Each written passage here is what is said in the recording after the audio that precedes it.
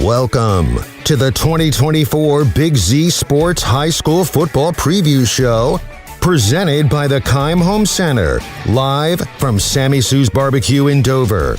Tonight, the Big Z Sports team will preview the upcoming season and talk with area coaches to get you ready for the 2024 high school football season. Now, let's head to the Hartzler's Quality Housing mobile studio, live from Sammy Sue's Barbecue.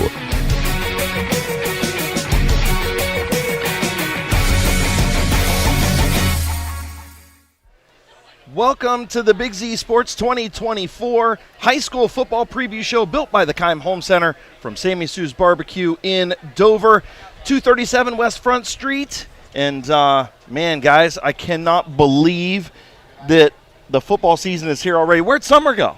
It flew by. I think somebody erased July off the calendar. Yeah, because I don't think it happened. Have you been outside recently? I can tell that it's football season because it's about 1,000 degrees everywhere you go right now. It is getting a little bit cooler. Chris Keim, Nick McWilliams, Adam Sawieski here with you for Big Z Sports. 1,000 degrees. It's getting cooler. Yes, it is. Well, it was 2,000 earlier. Exactly. Was you outside in July? That's true. Chris Keim, everybody. What was it a month ago? It was hot. Okay. Yeah. Is it as hot now? No, it's Aren't in the 70s. we here to talk football? Yes, We are here to talk football. Of course, we want to thank Claxon Communications and Casey Claxon and Natalie Holbrook, who are here, holding down the fort, doing all the good things that Claxon Communication does. And we got 13 coaches lined up for you tonight. We'll be here from 6 to 9 on YouTube from Sammy Sue, so stop down and see everybody. We got a bunch of coaches starting to form out here, a bunch of, we got fans, we got little hands, we got all kinds of things going on here. When Little Hand showed up, I know it's a big deal. It's a big deal. That's all there is to it. It is a big deal.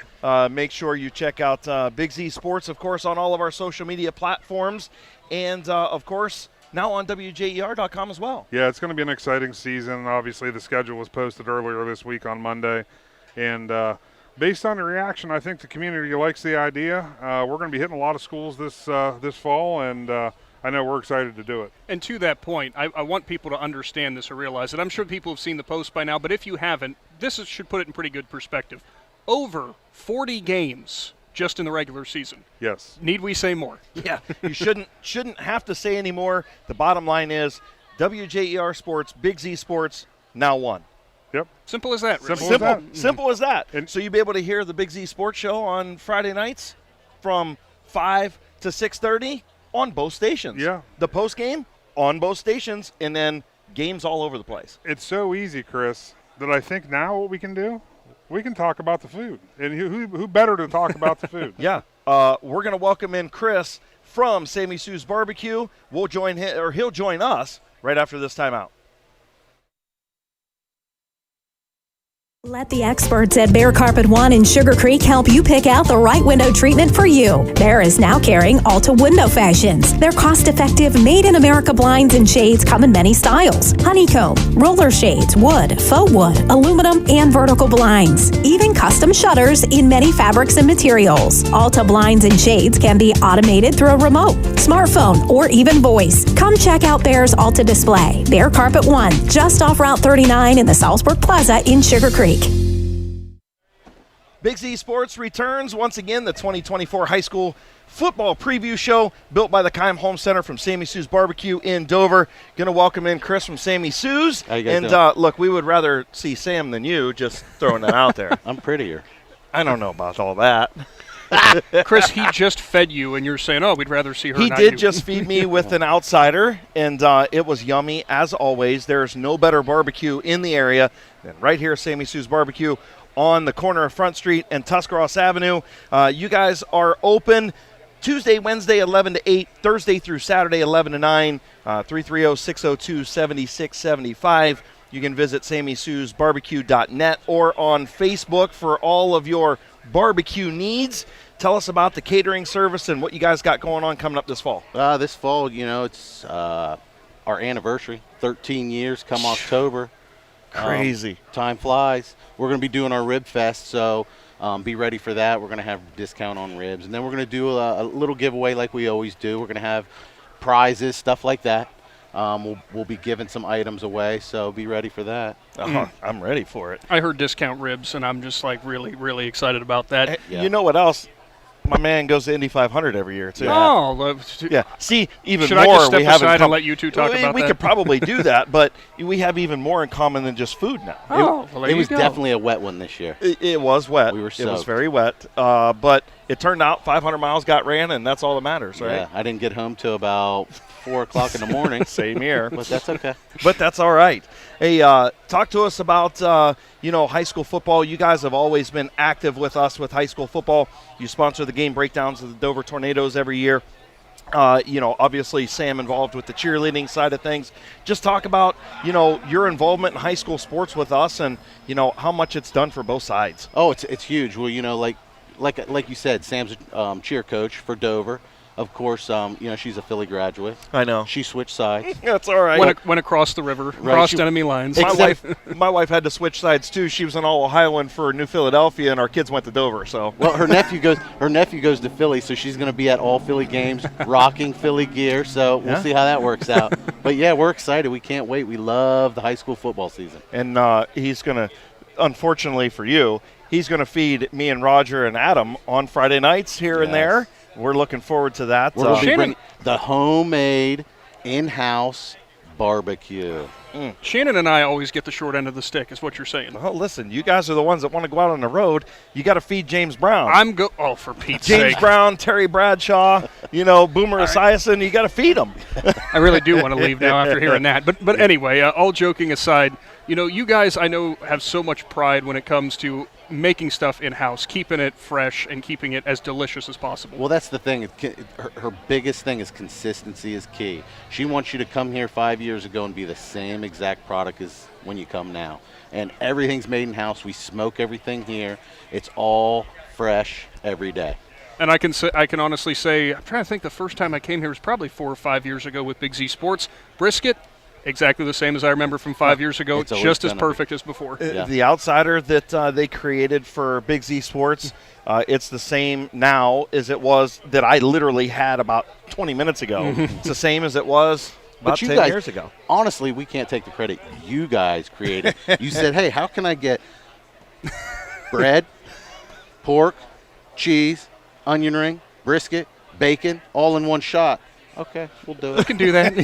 We'll figure it out. And wing nights, Tuesdays and Thursdays, right? Tuesdays and Thursdays. You get smoked, fried, or boneless. All our wings are smoked to cook, and then you can get them fried or smoked. When you get them smoked, they're just put on the grill, cooked on the grill, crisp up, send them. And then catering service, too. You know that we got – I know it's 9 months till grad parties start, but you got all kinds of stuff going on throughout the wintertime, football games, different things, get-togethers. Yes. Corporate parties. Yep, corporate parties, exactly. Weddings, anything like that, we do them all. We'll do them all. So make sure you visit SammySue'sBarbecue.net or on Facebook. Give them a call, 330-602-7675. They're open Tuesdays and Wednesdays, 11 to 8, Thursday through Saturday, 11 to 9. And, Chris, we thank you so much for all that you do for Big Z Sports. We appreciate you, man. No problem. All right, Thanks, that is fellas. Chris from Sammy Sue's Barbecue. Later, bro. Myself, Nick McWilliams, Shannon Thomas going to be back with our first coach right after this. Do you hunt, fish, sew, or have a hobby that you would like to share with someone? Hi, this is Noah Sugg with Big Brothers Big Sisters, and we are faced with our biggest commitment in matching 56 littles with bigs. We will match a little with you that shares the same interests and enjoys the same things, so you can do what you enjoy and change the life of a little at the same time. To learn more, we ask you call 339-6916 or visit bigs4kids.com/volunteer. Thank you. People are always asking, what is Cartoons? I hear that name on the radio all the time. Cartoons is a radio shop in New Philadelphia that specializes in tuning up your stereo system on anything you drive or ride. We tune up car tunes, truck tunes, boat tunes, motorcycle tunes, RV tunes, new and used vehicle tunes. We carry the best brands from Kenwood, Sony, Alpine, Pioneer, just to name a few. Cartoons also carries a full line of lighting accessories, backup camera systems, remote starts, or just need it installed? Give us a call. Cartoons on West High Avenue in New Philly. Be there. People are always asking. Welcome back to the Big Z Sports 2024 High School Football Preview Show, built by the Keim Home Center from Sammy Sue's Barbecue in Dover. You see how we roll, Coach. Oh, man, it's a train wreck here. It is, but you know what? This is like our two-a-days. We got to get all these things worked out. It is. Chris Kale, Shannon Thomas here. We'll welcome in our first coach of the evening, Indian Valley head coach Matt Lancaster. And Coach, thank you so much for being with us. And how's everything gone so far since we talked to you for 2 days? It's going good. Trying to develop some depth and just trying to get ourselves ready for the season and stay healthy at the same time. So kids have been working hard. I got a great coaching staff's been doing a good job, and the weather hadn't been horrible. So it's good. I'm glad 2 days are over. Coaches hate 2 days just as much as the kids do. And we started school this week already, so we've been done with 2 days for a couple days now, and we're happy with that. Absolutely. And, of course, Indian Valley's game breakdowns all year long brought to you by Stocker Concrete, the concrete material provider you can rely on. And, Coach, going into your 18th season now, does it still get the juices flowing when game night hits? It does when game night hits, but it doesn't change at camp in 2 days. It's still a grind. It's a grind for coaches, especially when we like to prepare for a specific opponent, and get ready for a specific scheme that's coming up, teaching the basic stuff. It's still important, and we have to do it. It's a necessary evil, to teach the basics and teach the fundamentals. And we stay with the fundamentals all season long, but in the background, coaches are working on game planning, and getting ready for somebody. That's when it gets exciting for us. The juices still get going. Coach, and like you said, 18 years for you. You've done a fantastic job down there building that program to what it is now, and it goes all the way down to your junior high coaches, even your bitty football coaches. You've put together a group of coaches that do a phenomenal job, and some of those coaches have been with you for a long time.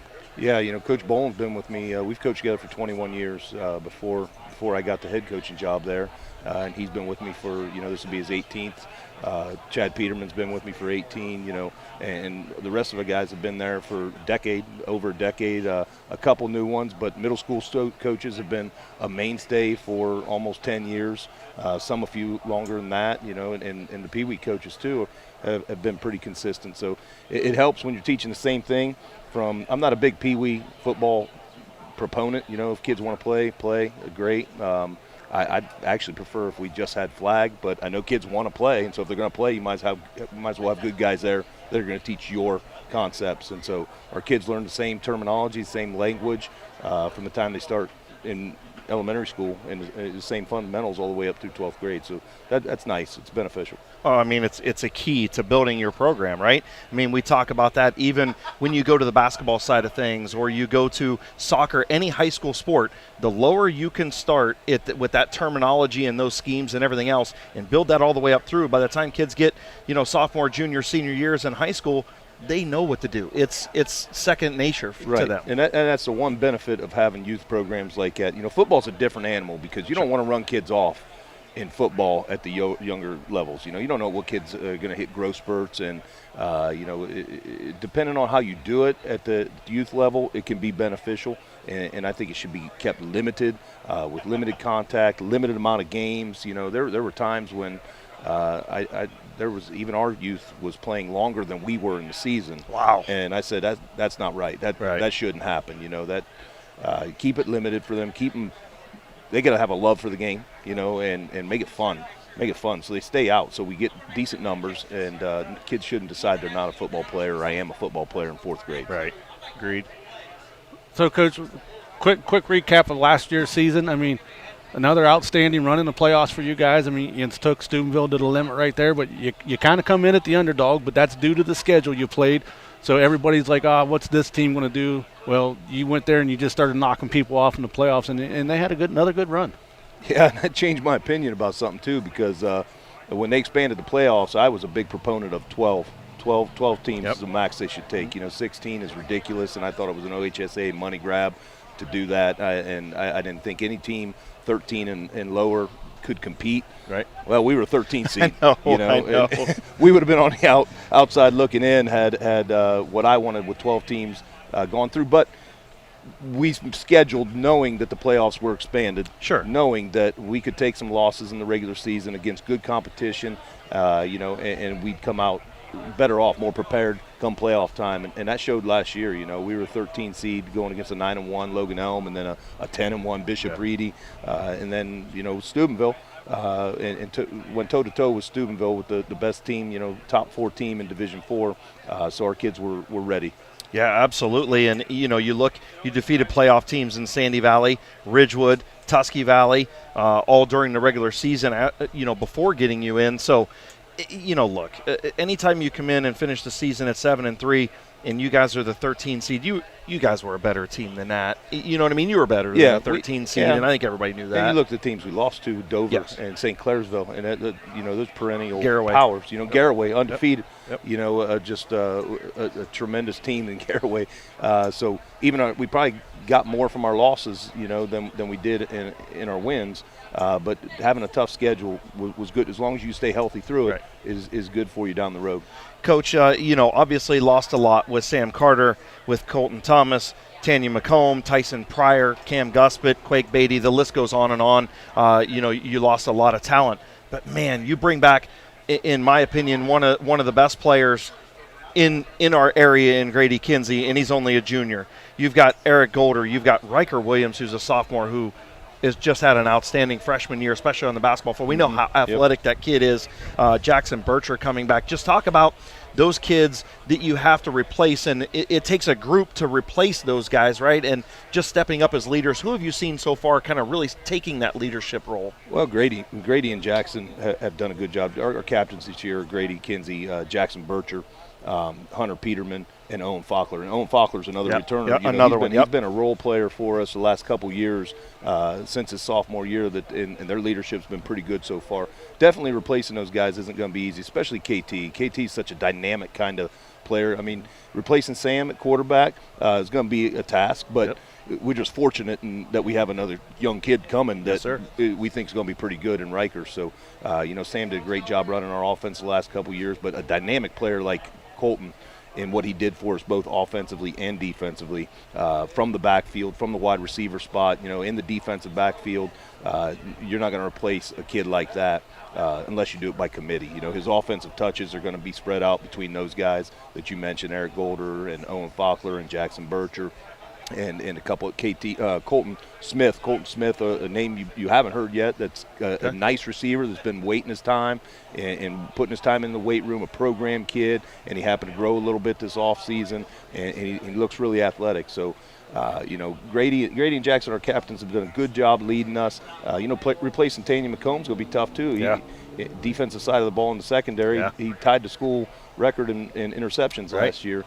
And Quake Beatty was just a great linebacker for us over the last couple of years. So we definitely have some holes to fill. But there's been some kids that have been waiting their time, and putting in the work, and had a good JV season last year that have stayed committed. And, we're thinking they're going to step up.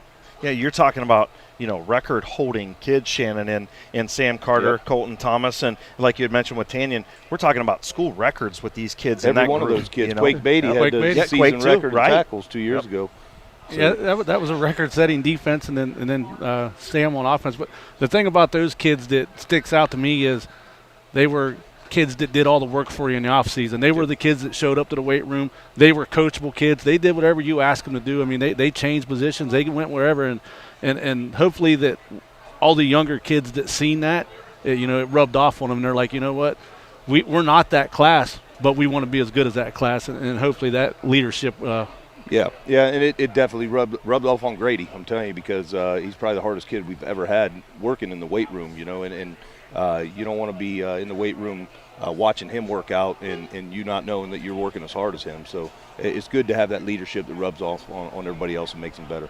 Coach, taking a look at your schedule for 2024, you added John Glenn in week 3, you lost Cambridge from your schedule. You play 7 playoff teams from 2023, all those in a row from week 3 to week 9. What a grind that's going to be.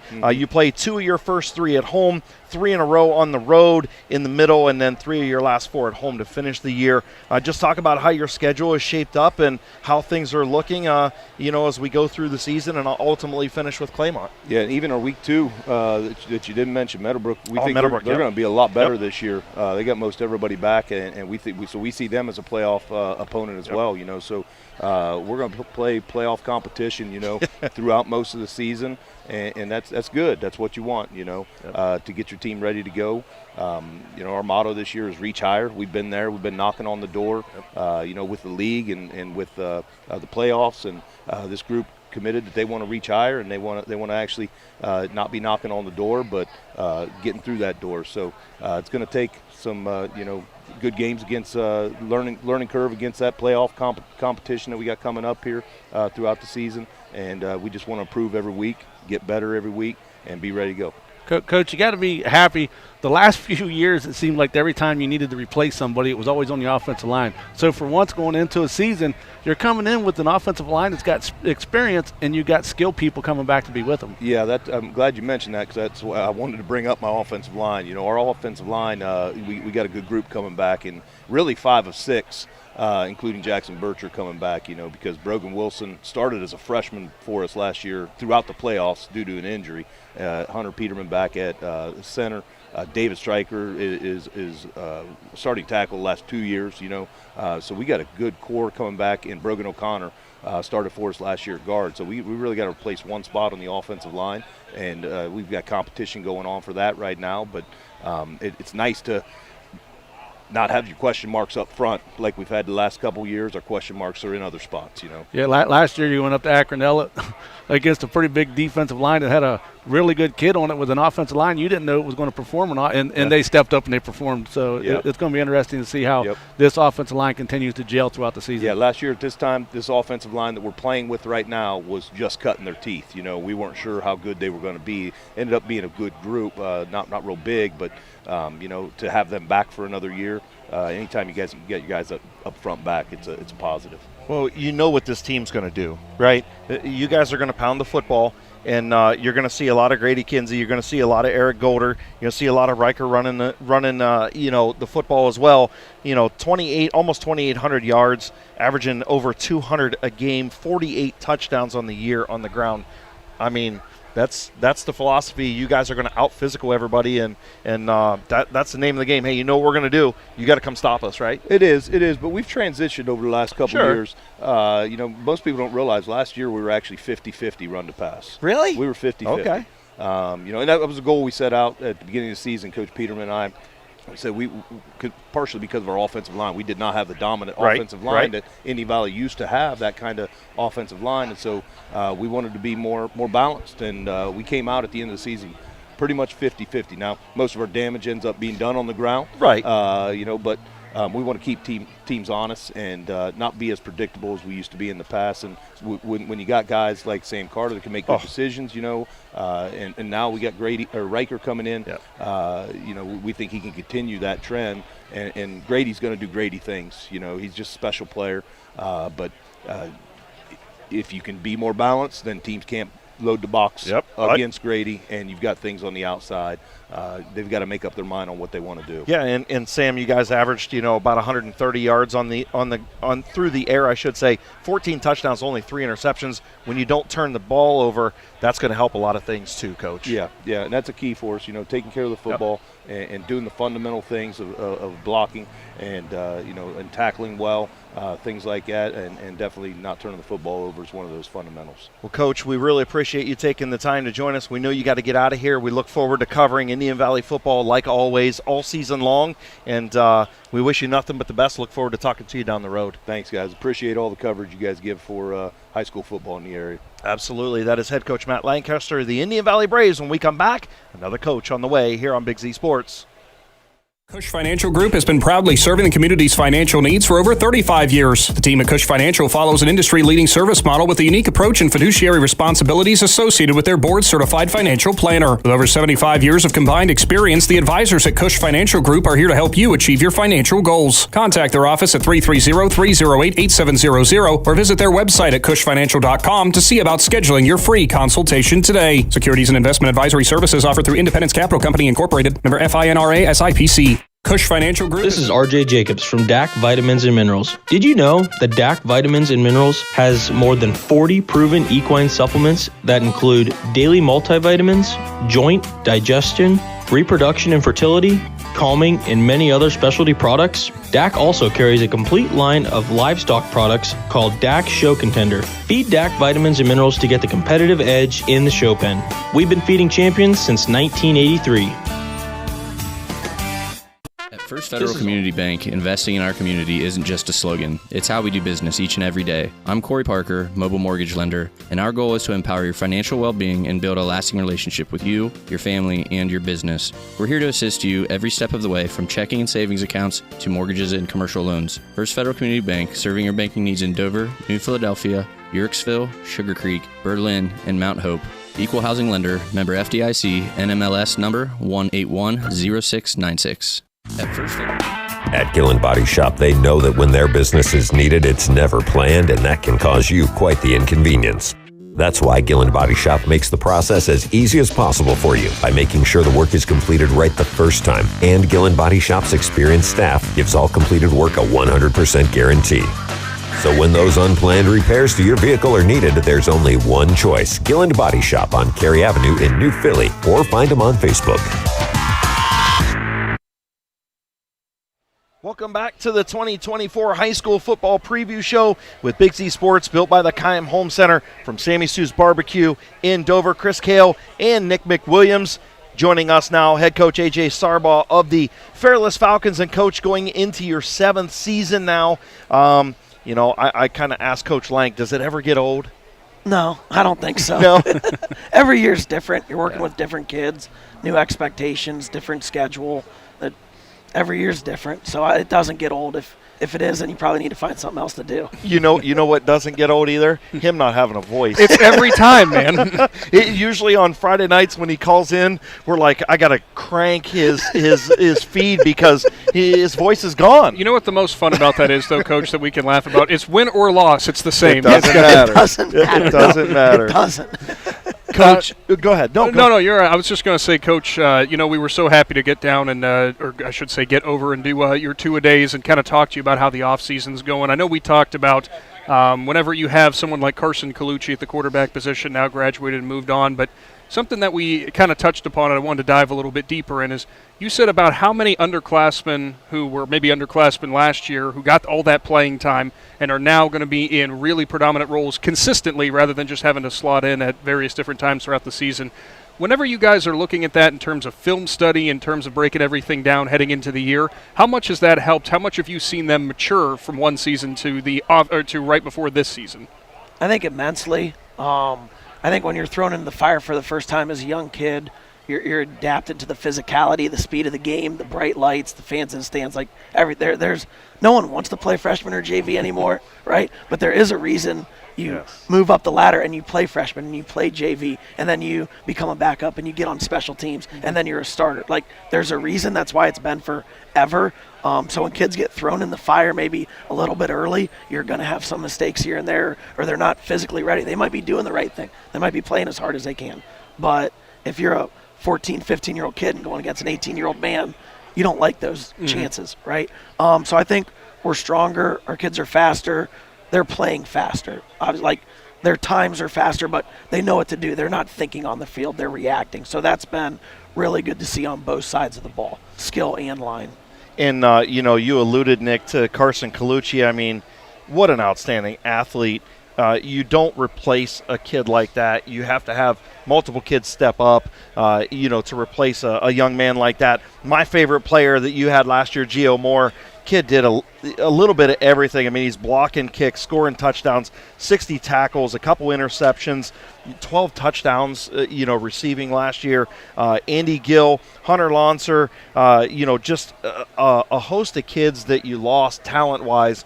But then you look at the kids you've got coming back. Peter Killey, Troy McVicker, Cam Carl, Anthony Stutler. You've got a lot of kids coming back and filling those roles. Just talk about who has stepped up in leadership roles so far.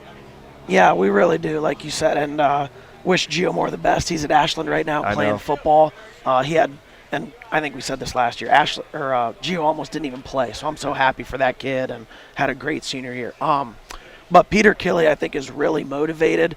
You guys picked us up his sophomore year, first time he covered us. He had 800 rushing yards, and then he got hurt week 1 last year, came back week 8, finished with over 500 yards, and he's really been determined and motivated in the weight room. He's became that vocal leader, and you never want to see kids get hurt, especially their senior year. But I think him getting hurt as a junior refocused him, and he realized how much you sometimes take things for granted, and he doesn't want to lose a game this year. Not maybe on the scoreboard as, to an injury, because it was really hard to sit out and watch your teammates and buddies play. And he's not taking anything for granted. He's practiced really well every day. Great kid, hoping to play both ways this year. So I think he's really stepped up from a leadership standpoint. Something that seemed like you guys have that can really be a benefit whenever we're talking about line play, we're talking in the trenches, especially, maybe up close to the line of scrimmage. You got a lot of good size that I think is coming back this year, which should help a lot. Yeah, we do. It's probably the first or second biggest O-line we've had. Colin Sullivan's at right tackle. He's about 6 foot 240. He went to state last year at 215. Obviously, he's not cutting right now. Our right so he's happy he's not cutting right now. Yeah, 100%. Yes, he's trying to talk the wrestling coach into wrestling heavyweight. Our right guard's about 200. Our center, Owen Cornish, is 6'1", 290. Our left tackle's Maddox Durant, who's a really strong kid. He's about 5'10", 215, but he hang cleaned over 300 and squatted 500, so he's not as big as Colin, but he's very strong. And our left guard, Aiden Lancer, like in the old Wing Teague days, he'd be your quick guard. He's 5'10", 180, but he's in our first 2 sprint groups, so it's a good balanced line with those guys, but definitely probably the best size we've had in a couple years. Coach, taking a look at your schedule, obviously, last year 4-7, still made the playoffs as the 15 seed. Listen, we talked about it. Your team was not a 4-6 team going into the playoffs. It just wasn't. I think you guys were much better than that. Lost a lot of close games, especially that heartbreaker up at home with the whole weather deal and everything in week 1 last year. Now you go on the road. We'll have you again opening up on next Thursday night. Fairless at Sandy Valley on 99.9 WTUZ and on YouTube. But your schedule starts there. And then you've got 3 straight home games against Tusky Valley, Claymont, Triway. You play the same teams pretty much as you did last year. No real change in that. The only change is flipping everything around and getting those 3 straight home games and then 3 of your final 4 on the road. Just talk about how your schedule sets up. Yeah, it's different because like last year we're home against Sandy Valley, then you're on the road for 3, and then we finished with 2 at home. This year you're on the road week 1, home for 3 in a row, and then senior night's week 8, which I always think is weird, but that's how the schedule goes. And then you're on the road week 9 and 10. So we need to take advantage of being at home early. It'd be great to get off to a good start at Sandy Valley. Obviously, Coach Gamble does a really good job there, but getting 3 in a row at home is really big, and we need to get that momentum going.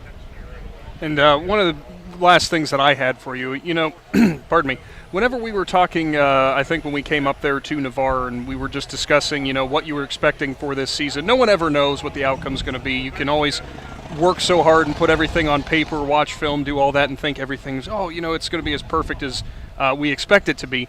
With that injury bug that you guys had last year and with the fact that you are bringing back, or you lost the contributors that you had, it seemed like everybody was still super pumped. Everybody seemed so enthused to be there. It was hot. It was the second part of the practice. I knew that they were probably like, oh, man, we could take a break. But they weren't. They didn't seem that way at all. What have you guys done as a coaching staff to kind of instill that into them, to keep pushing that hard, even coming off of a year that you might not have finished right where you wanted to be? I think that's a credit, like you said, our coaching staff and our kids, that they know whatever words you want to use, right? Like that's the culture or the standard or the expectation, like whatever word you want to use. I think our kids now view football that it's important and that they have fun, and they believe that they can win. And I don't think over the last 4 or 5 years we've had, I would say, like a bad practice. And that's, you don't always win on Friday night, but you're at practice 4 days a week in one game, so you practice. That's something Coach Hurtler taught me. You're at practice 80% of the time. You practice 10 hours for a 2-hour game. So practice is where you're at with these kids, and not everybody sees it. So that's the part that's really enjoyable, and our kids enjoy going to practice. They practice hard. They're coachable. They like being with their buddies, and they now know how important practice is. And it wasn't always like that. That takes time, but they're hungry.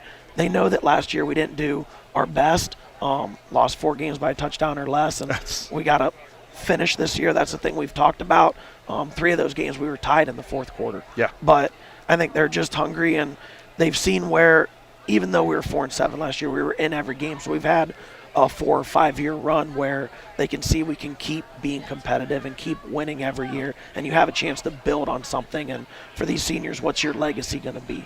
Well, how are people going to remember you? Do you want to be remembered for your freshman, sophomore year or your senior year? Yeah. Yeah, and when you look at that, like we talked about, the 29-22 loss, 35-33 win, 31-24 overtime win. The game that's the crusher for me, Orville 38-28, but 41-35 over a Canton South team in that loss in Week 8.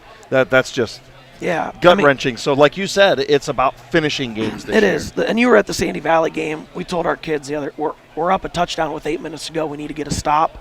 We drove to their 20, had a couple penalties. And then the Northwest game, we lost 42-35. They had one more possession than we did. No one punted the whole game. Yeah. They scored one more time.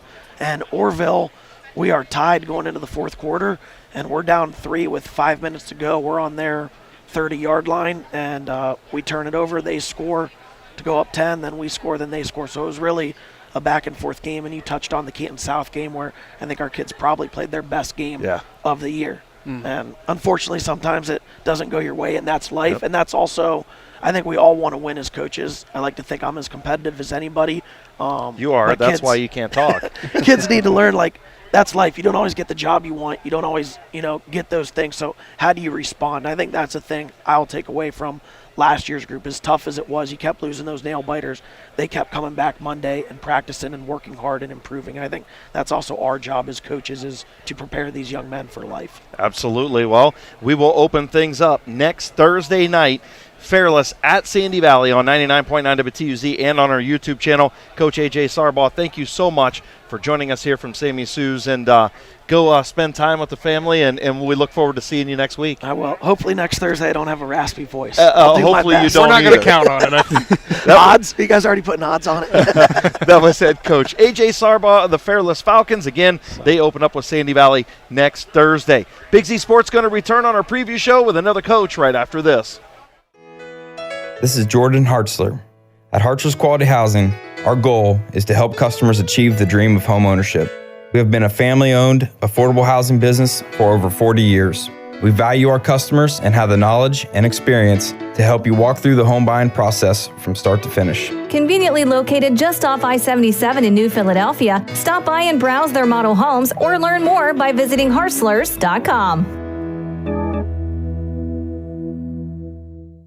Other guy's insurance, you got Kyle. Hey Kyle, it's Brenda. I was just reading through your proposal and I have a few questions. When we drafted up your proposal, we really aimed right down the middle. Sometimes wonder if your insurance agent true priority is more time on the golf course. At Hummel, we do insurance differently. Our expert advisors help you not only mitigate risk, but operate more efficiently, decrease employee turnover, and increase your bottom line. Jeff Wallach, LLC is a family-owned and operated company proudly serving greater Northeast Ohio and surrounding communities for over 25 years. We specialize in vinyl siding, replacement windows and doors, gutters, downspouts, and much more. We provide quality service regardless of the size or scope of the project. Our crews are reliable, respectful, and mindful of a safe work environment. Jeff Wallach, LLC is certified by the Better Business Bureau. Call today and discover how we can assist you in making your vision a reality. In the rolling hills of Holmes County, we tend to do things a bit differently. At Keim, we're in the business of uncommon experiences, and we're here to care for your project like we care for our own. We believe that quality matters and want to help you get it right the first time, because your project deserves it. So visit Keim Home Center, your source and destination for all things home, building, and woodworking. Keim, built on trust since 1911. Welcome in to the, I agree with you, Coach. Welcome into the Big Z Sports 2024 High School Football Preview Show, built by the Keim Home Center from Sammy Sue's Barbecue here on Front Street in Dover, right at the corner of Front Street and Tuscarawas Avenue. And we are excited to welcome in the Harrison Central Huskies head coach Anthony Hayes, and their game breakdowns brought to you all year long by the Milestone Company with offices in Cadiz, Steubenville, and New Philadelphia. And Coach, thank you so much for coming up and spending time with us. We're excited to cover the Huskies with Big Z Sports. Well, thank you guys for having us a part of your coverage area. We're very blessed and very thankful for you guys for having us. I know we're big fans of the show. I've watched it throughout the years. My coaching staff has, so we're just very grateful for this opportunity. So thank you. Absolutely. So you're good with us bugging you after the game's over. Call in, Coach. We need you to call in, Coach. For sure. Absolutely. Okay. Anything for the kids. Coach, I got to ask first and foremost with Harrison Central. At least I remember years back when I was in school what the kind of thought process was with Harrison Central football, and it was, for lack of a better term, smash mouth. It was always going to be kind of out physical you, be right in your face. Is that kind of still the MO that the Huskies bring? Yeah, it really is. We're a blue collar community. We raise our kids that way. We're never going to be the most athletic, or we're never going to be blessed with the greatest size. So, our goal has always been outwork somebody and out tough them. Whether that's out of the I formation or out of the wishbone or out of the spread, our mentality doesn't change. It's still physical football on both sides of the line of scrimmage and give maximum effort. I-form and wishbone old school football fans are smiling ear to ear now. Oh, yeah, there's no doubt about it. Look, you guys lost Hayden Cassidy, who was a really good player for you guys. It's going to take a lot to replace a kid like that. Parker Hutton, Alex Fluharty, Lucas Thomas. Look, the Thomas boys on that O-line and D-line. I've known Lucas for a long time. His dad used to race down at 250 Speedway down by Caddison. Yep. I was the announcer down there, so I know the Thomas boys very well. And, but you bring back Michael Keto, almost 1,500 yards, 22 touchdowns. Clayton Vermillion, your tight end, you bring him back as well. Blake Adkins, Alex Heyer, you bring him back as your junior quarterback this year. Just talk about how things have gone and how kids have stepped up into new leadership roles. Things are going well. Clayton Vermillion graduated for us last year. Oh, did he? Yeah, he was our tight end, and it was a wonderful kid. But it's okay. Nevertheless, he's sorry, Coach. No, by all means, no. First mess up of the week. So we think our young guys are buying into what we're selling them, and it's a little different this year because the kids we're going to play this year had some significant playing experience, but it wasn't necessarily in the fire. It was a time that they had in which we had either secured for lack of a better term, secured a game, or we're in good enough position where we could get those guys in and get them reps. But now those kids are being faced with, they have to go out and be the guy. It's no longer, hey, can you go give somebody a spell for a play or two? No, you're the guy now. Yeah. Mm-hmm. So, and part of our message all season long in the off season, and then obviously into this season has been, we can't get complacent. You don't walk in the stadium because those guys won 9 football games last year and think that you can do the same just because you slap the HC on the side of your helmet and you wear the same jersey that they did. That doesn't exist. So we have to come to work every day with the mentality of how can we be better every day, knowing that everybody starts off season 0-0.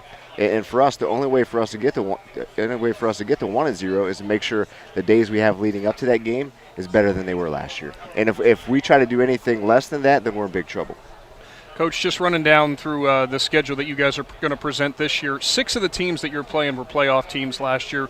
That's not a surprise to you. You guys play in a very tough conference. You bring in some IVC opponents that you take on as well. It's just a rough place to play, obviously, right? It is. Yeah, absolutely. Our schedule is very challenging. We have a new one on this year.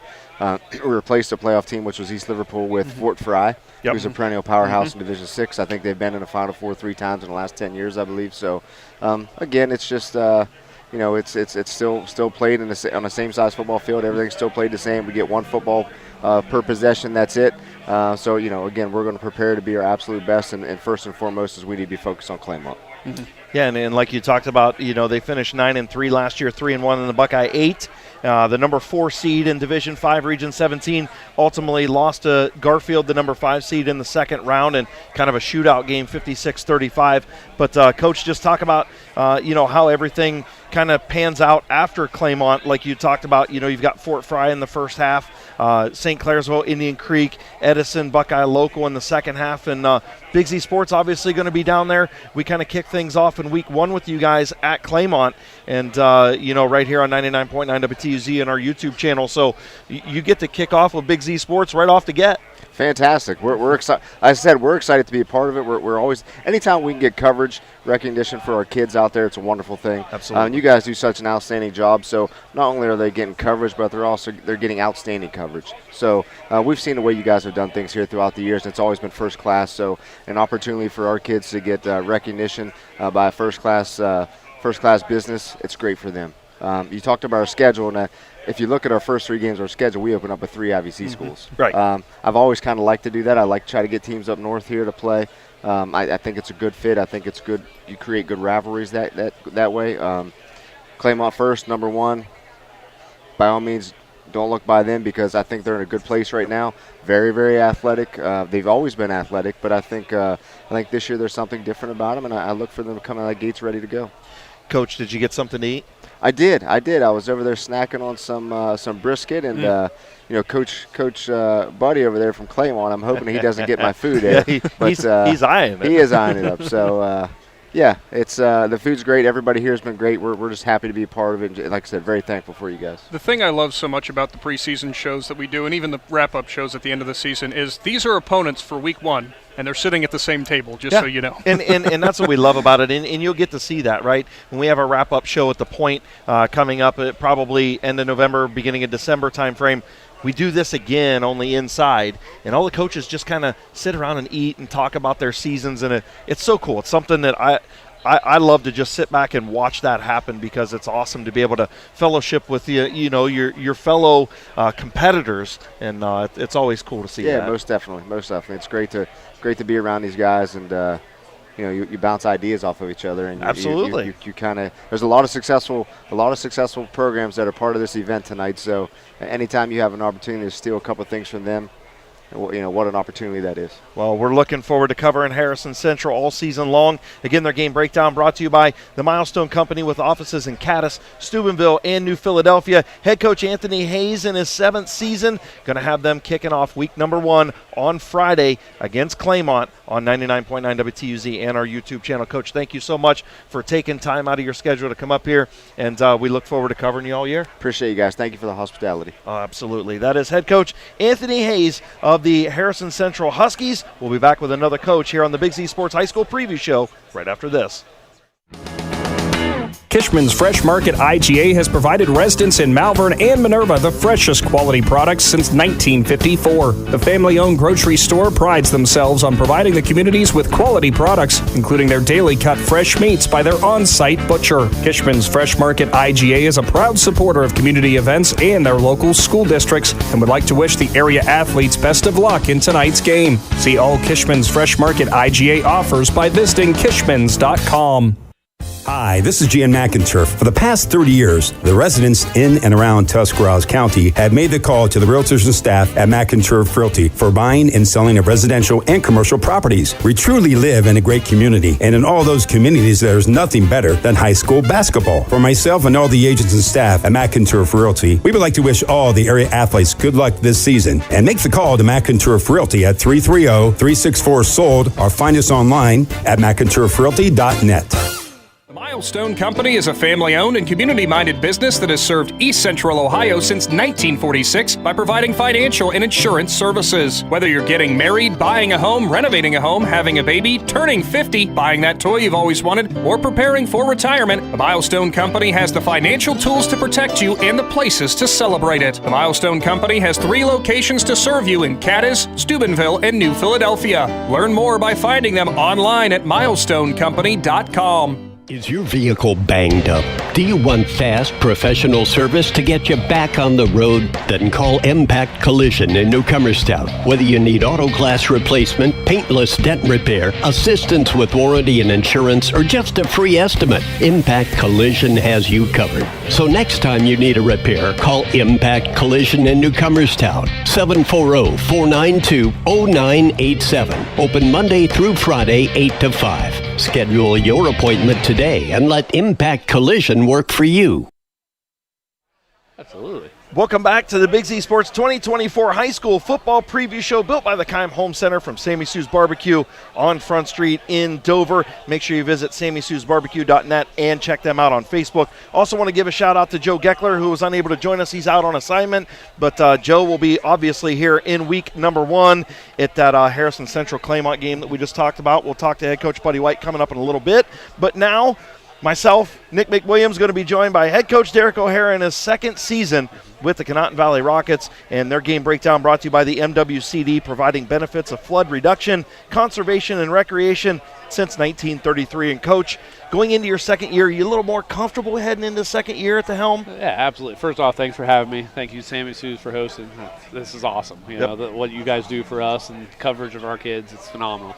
But going into the second year, I think the kids are a lot more familiar with what I'm trying to do, mix in some of our Hurtler stuff and some of the stuff that I brought with them. And, you know, we're expanding our offense a little bit, and, you know, defense has a lot more continuity. So, you know, things are looking up right now. I'm really happy you used that word continuity, and I know we talked about this before, but what you guys are bringing back, some teams wouldn't know what to do with themselves if they were getting as many players back as you guys are. Yeah. It's almost like the same starting lineup realistically from last year. Yeah, absolutely. Only losing 3 seniors last year, you know, to have all these kids back, and then we've added a couple kids that have played in the past, and we had a couple seniors come out. We got 10 seniors this year. Yeah. So at a school our size, that's unheard of. So, you know, it's good, and, you know, there's a very good mixture of talent on, you know, the offensive line and our skill guys. And, you know, everybody knows our skill guys, but of course we do. Yeah, so Zach Putnam, Luke Smith, Cam Wright, Brooks Bauer, Gavin Haney, the list goes Keeps on going. and on. Listen, how nice is it to have basically third-year starter in Zach Putnam back under center for you guys? And, you know, obviously you lost Noah Smith, but you bring Luke back, who had almost 400 yards, 2 touchdowns, 112 tackles, a couple of fumble recoveries, and then Cam Wright on the outside. The kid can absolutely fly. I know he had the injury bug a little bit last year, but you know, how comfortable is it to bring those kids back and have them now as the leaders of this program? Yeah, I mean, at the end of the offseason, you know, we talked a lot. We you know, last year didn't go exactly how we wanted it to go. We thought we could have won a couple more games, lost a couple tight ones. But, you know, to have those guys back, you know, like you said, Put's been doing it for 4 years. You know, he's very experienced. You know, we've added some things this year, and he's picked on it very quickly. And then our thing is just get playmakers the ball. You know, like you said, we got Cam Wright, who is going to touch the ball on the outside, touch the ball as a running back this year. Gavin Haney's going to do the same. You know, Brooks Bauer can do the same as well. You know, we got Luke back, like you said. You know, we've added a couple kids. You know, sophomore Caden Leggett can play receiver for us. We got a senior Dylan Hickenbotham who's going to help us at receiver this year too. So, you know, I'm very excited about what the potential of this year brings. And Coach, you know, bees love us. Yeah. Oh, they love my house too. They're invading my house. Telling you what, it's outdoors in the summer, and Chris Cale's confused why there's bees and flies. I'm just saying I don't like them. Oh, that's fair. Coach, you know, when we got to see you guys a couple times last year, it always seemed, even though, you know, you have a smaller school, you have a smaller roster size and everything, what you guys never lacked was heart by any means. I mean, it always seemed like every player that was out there on the field was laying it on the line constantly for you guys. How has that been something that you guys have tried to instill in your team, or is it something that the upperclassmen kind of just passed down to the underclassmen? Yeah, I think some of those guys obviously learned from the groups before them, but it was just a mentality for us last year. You know, we went into the season knowing our numbers were going to be low, and we told the guys, like, hey, 9, 10 of you guys are going to play 2 ways. You're going to play all special teams. Like, you're not coming off field. So, you know, you have to get in shape. You have to be prepared for all the extra things that come with it. You know, when you get nicked up, you're going to have to battle through it, you know. And like you said, we had a couple guys get nicked up last year, and, you know, they did – a couple of them sat for a few games. They had to. We didn't have a choice, but – you know, they came back and they battled through the rest of the season, and, you know, and they've instilled that throughout the offseason with the kids. Like, they've pushed all the other kids to get in the weight room and teach them the importance of what the weight room does for your strength and conditioning for the whole year. So that's been big for us. We've consistently had 20 to 25 kids in the weight room all offseason, so it's been good. Yeah, absolutely. And, Coach, you added Trinity Christian this year in Week 6. You lost Caldwell off your schedule, of course, finishing up 4-7 last year. As the 16 seed in Division 7, Region 25, you lost to the number 1 seed, Downton Bulldogs, 54-12. I mean, you run into a juggernaut in Week 1. What do you expect, right? Yeah. You know, but, you know, you'll play 5 playoff teams from last year. 3 of those in your first 4 games, and they're on the road. 3 of those on the road in the second half of the year. Only 4 home games. That kind of stinks for you guys, right? Yes, it does. Yes, it does. Just talk about how your schedule sets up and, everything gets underway with TCC on week 1. Yeah, I kind of got baptized by fire last year. Yes, you did. I'm going to blame Coach Hurtler. He's not here to defend himself. So, we're not blaming Coach Hurtler because he just texted me the other day, so I can't say anything bad about Coach Hurtler. Yeah, so, the schedule last year was obviously very tough. There were, I believe, 7 teams on our schedule that were all over 500. We played 2 Final Four teams last year. Steubenville Central was 9-1. And like I was just talking to guys at the table. When you start off, Central's they're trying to rebuild a little bit, but then you turn around, you got Malvern, who's perennial powerhouse. Newcomerstown's phenomenal. Strasburg was much improved last year. It's going to be even better this year. So Coach Morris has done a phenomenal job with them, just translating from 2 years ago to last year. And then we play some OVAC schools. And then you get down to the grinder, week 7, 8, 9, 10, we're on the road, and it's just... At least you get the last game of the year home. I finally get week 10 home again, which is nice. But, 4 home games, it's a little tough. But, we're going to find out what our team's made of, what's our mental makeup, and how we're going to battle through that. Yeah, and that's the bright side is too, right? You just look at it from week to week. It's one game at a time. Something else I definitely wanted to ask about, you guys have so many cool things going on out there at Conotton Valley. We've seen the Rocket Center. We've seen the beautiful stadium that you guys have. There's been a lot of the community buying into this school, and I'm sure also trickles down with buying into the football team as well. Yeah, I mean, I said it last year several times. The community support is phenomenal. Like, you go out there on a Friday night, the whole town's there. It's a great atmosphere. Everyone turn the lights off before you leave, that kind of thing. Right, exactly. You got people standing on the fence on both sides, and that's important in high school sports. The atmosphere is everything. I tell the kids all the time, those are things that you're never going to forget.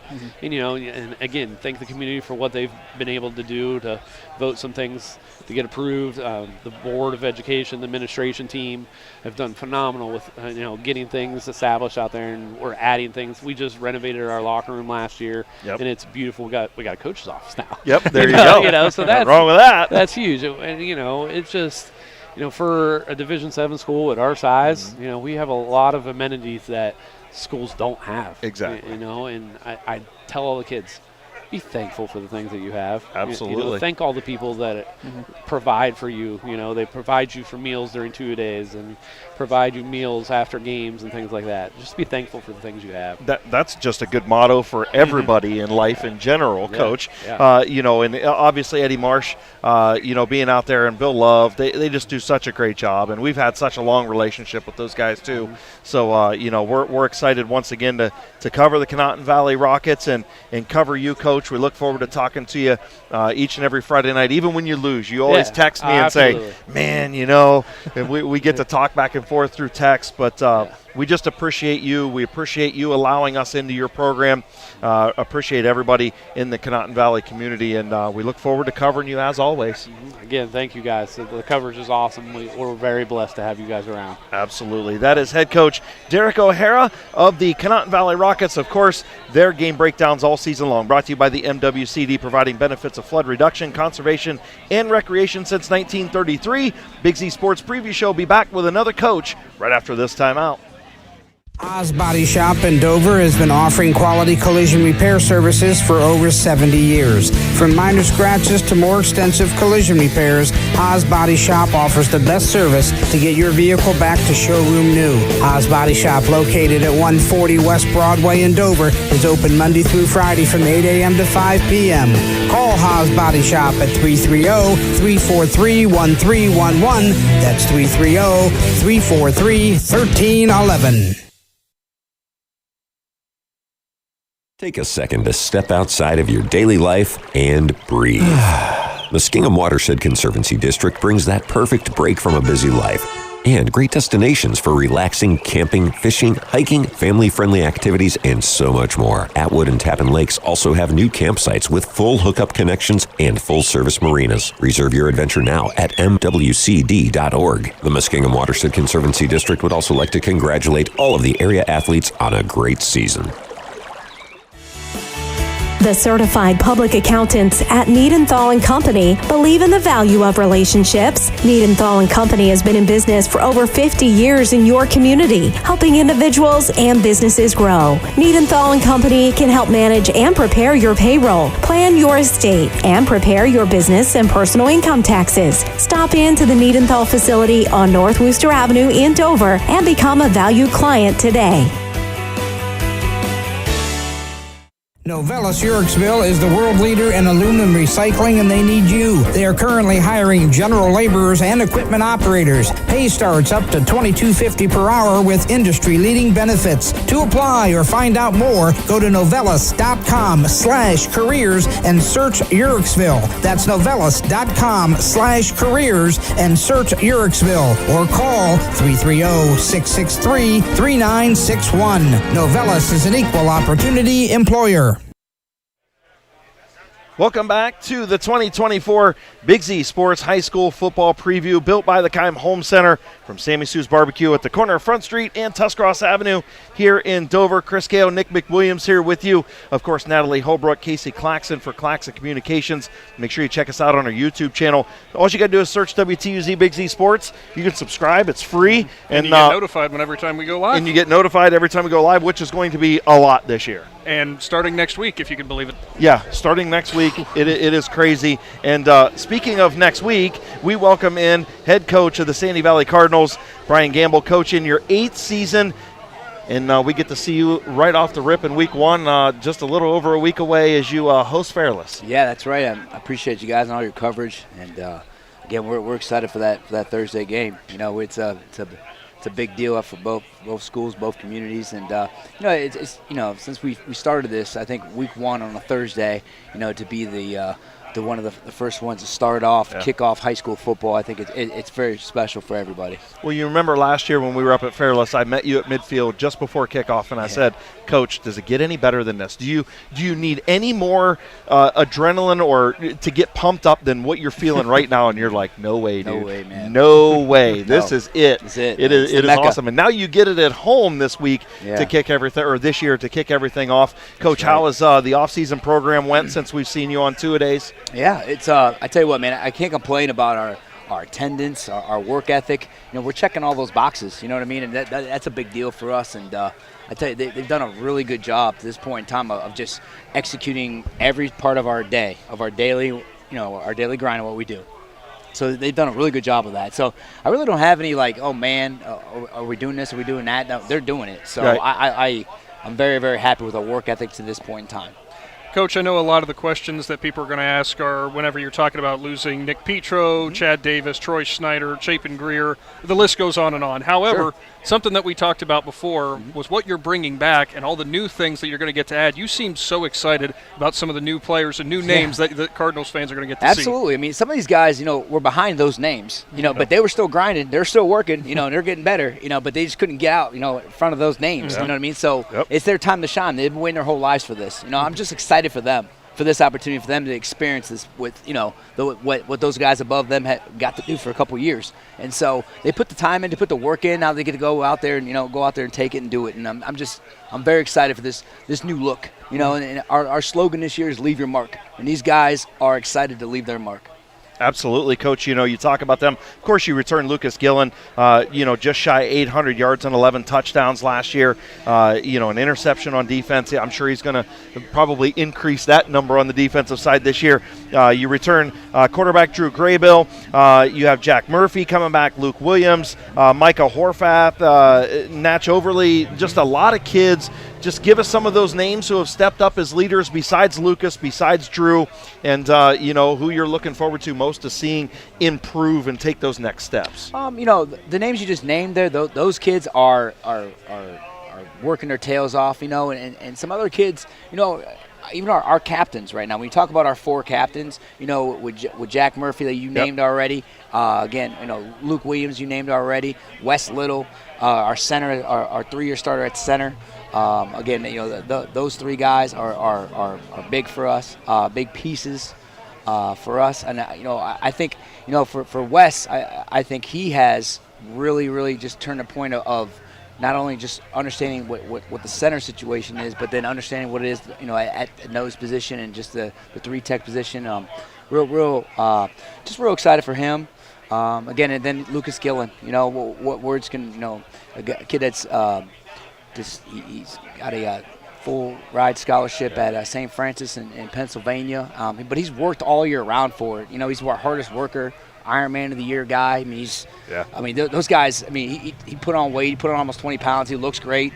So came in great shape in camp, and just real proud of him, his family, and all that stuff. So those guys, those guys are going to be guys. They're going to stick out a little bit. But then you got guys like Natch over like you named already. He's another kid that's going to be. I think he's going to be special on both sides of the football. And then our offensive line guys that came out this year, they're not just freshmen. We had sophomores that came out. We have seniors that came out for the first time. We have upperclassmen guys that are older, but they're inexperienced, but they're older and they're mature. And so those guys are going to be very very important to us. But starting with our offensive line, with obviously with West in the center, but with Jake Gillen, Lucas Gillen's brother, he's one of our tackles, and then we go into Branson Long, who didn't play football last year. He's a big body dude. We're like begging to play, and now this dude's playing, and we're excited for him. He's gonna be nice. And again, on the other side, we have Joey DeBellis. Joey DeBellis is another linebacker type kid, big kid, gritty kid.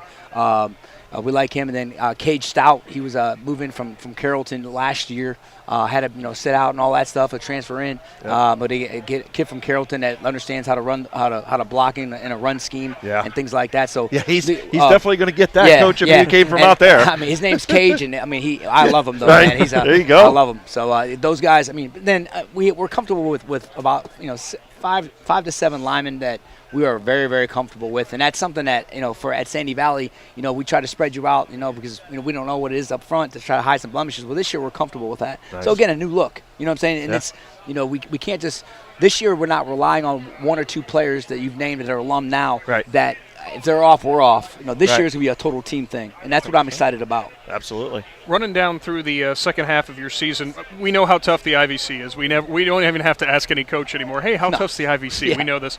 But you guys, when it came to the losses that you had against Ridgewood and Galloway, you guys were right there on the cusp of both of those games. Absolutely. So we're talking about the difference of a 6-4 regular season or an 8-2 regular season with just a couple different plays. Yes. What have you guys as a coaching staff been talking to your players about finding that extra edge that kind of flips that score at the end of the day? Just finishing plays, and finishing, cleaning up some mistakes and communication-wise. I think that's big things for us. Staying out of our own way, that's a huge thing for us. Those things. Playing Ridgewood at home is a big thing for us. Honestly, it just is. And just those teams are those coaches and the IVC especially. When you talk about Indian Valley, Galloway, and Ridgewood, those are coaches that are 20+ years. Yeah. I'm working on year 17. At Sandy Valley, but it's year 8 is the head. 8 is the head. I know. Those dudes are 20+. You know what I'm saying? So that culture is what I'm trying to battle with. With that. So it's a different animal, a different beast when we talk about that. It's eye-opening. My first year in 2009, as I'm riding the bus down and going down first time past 30, about 30, and I'm going down, looking at these places. I'm like, whoa! And then you see it, and you feel it, like, wow, okay. It's not just up in Stark County. It's something else. So it was an eye-opening experience for that time, and those same coaches are still here. You know what I mean? During that time, so it's wild to see. Well, the whole only different world past 30. That's right, 100%. Well, all you got to do is travel to Indian Valley this year. You get Galloway at home, you get Ridgewood at home, you get Tusky Valley. What a battle you guys had last year to end the season in week 10. That was such a fun game to listen to. We saw pictures of the uniform. We couldn't tell who was who on either side. I had to get new whites after that, man. It ruined it, man. that was a highly expensive game, man. Yeah, I believe it, Coach.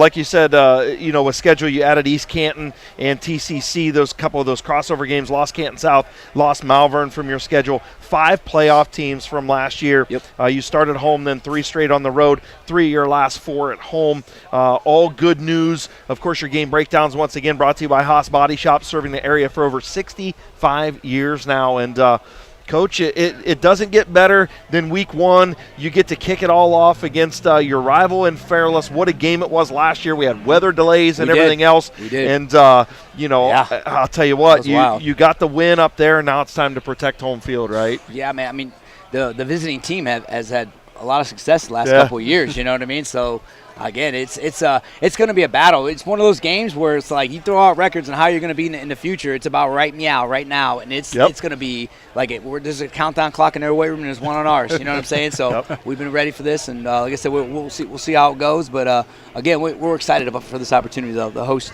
the Fairless Falcons. Absolutely, Coach. We appreciate all you do for us at Big Z Sports. We can't do it without great coaches. And you look around the patio here at Sammy Sue's, and what great coaches we have in our area.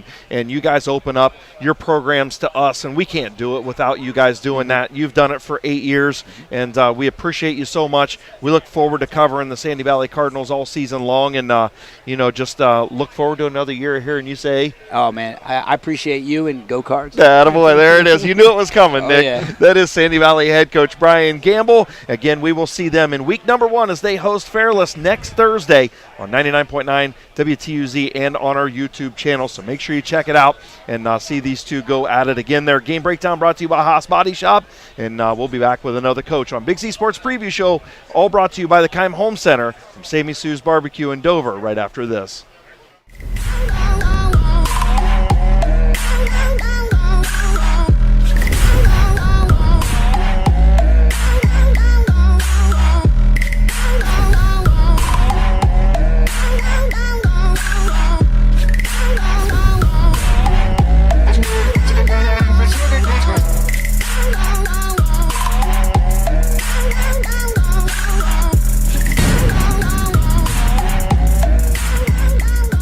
All the talks we've had over the years, including what you've told me about not using alcohol and other drugs, they stick with me. And believe it or not, they really do make a difference, especially at times that matter most. Hey, want a drink? No thanks, I'm good. So thank you, Dad, for talking and preparing me for what's ahead. Thank you for talking. For more information about talking with your kids about underage use of alcohol and other drugs, visit underagedrinking.samhsa.gov or go to empowertusk.com. PAC Drilling, a family-owned and operated company since 2005 in Bolivar, takes pride in being an economic oil and gas drilling company. PAC's objective is to contribute to American energy independence through profitable development, operation, and marketing of oil and natural gas wells. PAC also employs operating technicians to oversee each and every well drilled to maximize its productivity and longevity. Contact PAC Drilling at pacdrilling.com. Ron's Heating and Cooling in Denison has been serving this great area since 1977. At Ron's, no matter what you need, they can handle it. From heating and cooling to standby Generac generators, water heaters, tankless water heaters, mobile home equipment, duct cleaning, and 24-hour no-heat service. Winter, spring, summer, or fall, all you have to do is call 740-922-5252. Ron's Heating and Cooling proudly supports high school sports and would like to wish best of luck to all local athletes participating this season. Sammy Sue's Barbecue on Front Street in Dover offers a menu full of house-smoked meats, including choices like ribs, chicken, steak, and pork. Sammy Sue's takes pride in knowing that everything on their menu is made fresh in their kitchen with the freshest ingredients. Sammy's also offers a variety of specials all week long, including the popular wing nights every Tuesday and Thursday. Find Sammy Sue's Barbecue on Facebook for a full list of daily specials and everything they have to offer. Welcome back to the 2024 Big Z Sports High School Football Preview Show, live from Sammy Sue's Barbecue here in Dover. Of course, our preview show all brought to you by the Keim Home Center. Nick McWilliams, and now welcoming in from WJER, Bill Hammerstrom. Bill, how you doing? Hey, it's great. It's great to be a part of Big Z Sports here. Not since summer of like 1988 when the Mega Powers united Hulk Hogan and Macho Man Randy Savage. Has there been a collision of worlds? See, this is how this is going to work perfectly, because that was not what I was expecting, but it's perfect. That's all right. What a great explanation. I love that.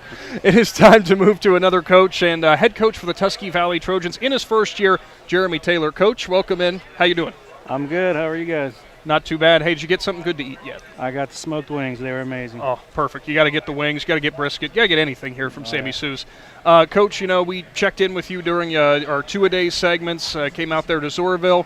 There's a lot of excitement going on as to what the Trojans can be and what you guys are going to build on from last season. You taking over here at the helm through these first few weeks. Maybe what have you already learned here at the helm at Tusky Valley? We have great kids. Like I said, the turnout's been good. We got a lot of kids that are, working hard. We got a good mix of some good veteran offensive linemen and a couple sophomores mixed in, and they're good, committed kids. They're working well together, and like I said, getting the sophomores caught up has been kind of the game right now. But they're making big leaps every day. They're showing up and getting after it. So. And looking at your rundown from last season, you guys had some good momentum early on in the season. Tusky Valley kind of struggled with injuries and such from there, and we know that is all just a part of football. Now with you here as the head coach, that's not something that you can necessarily plan for.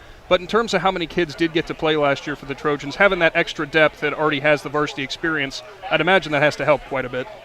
It had, we had some sophomores that played quite a bit as freshmen last year.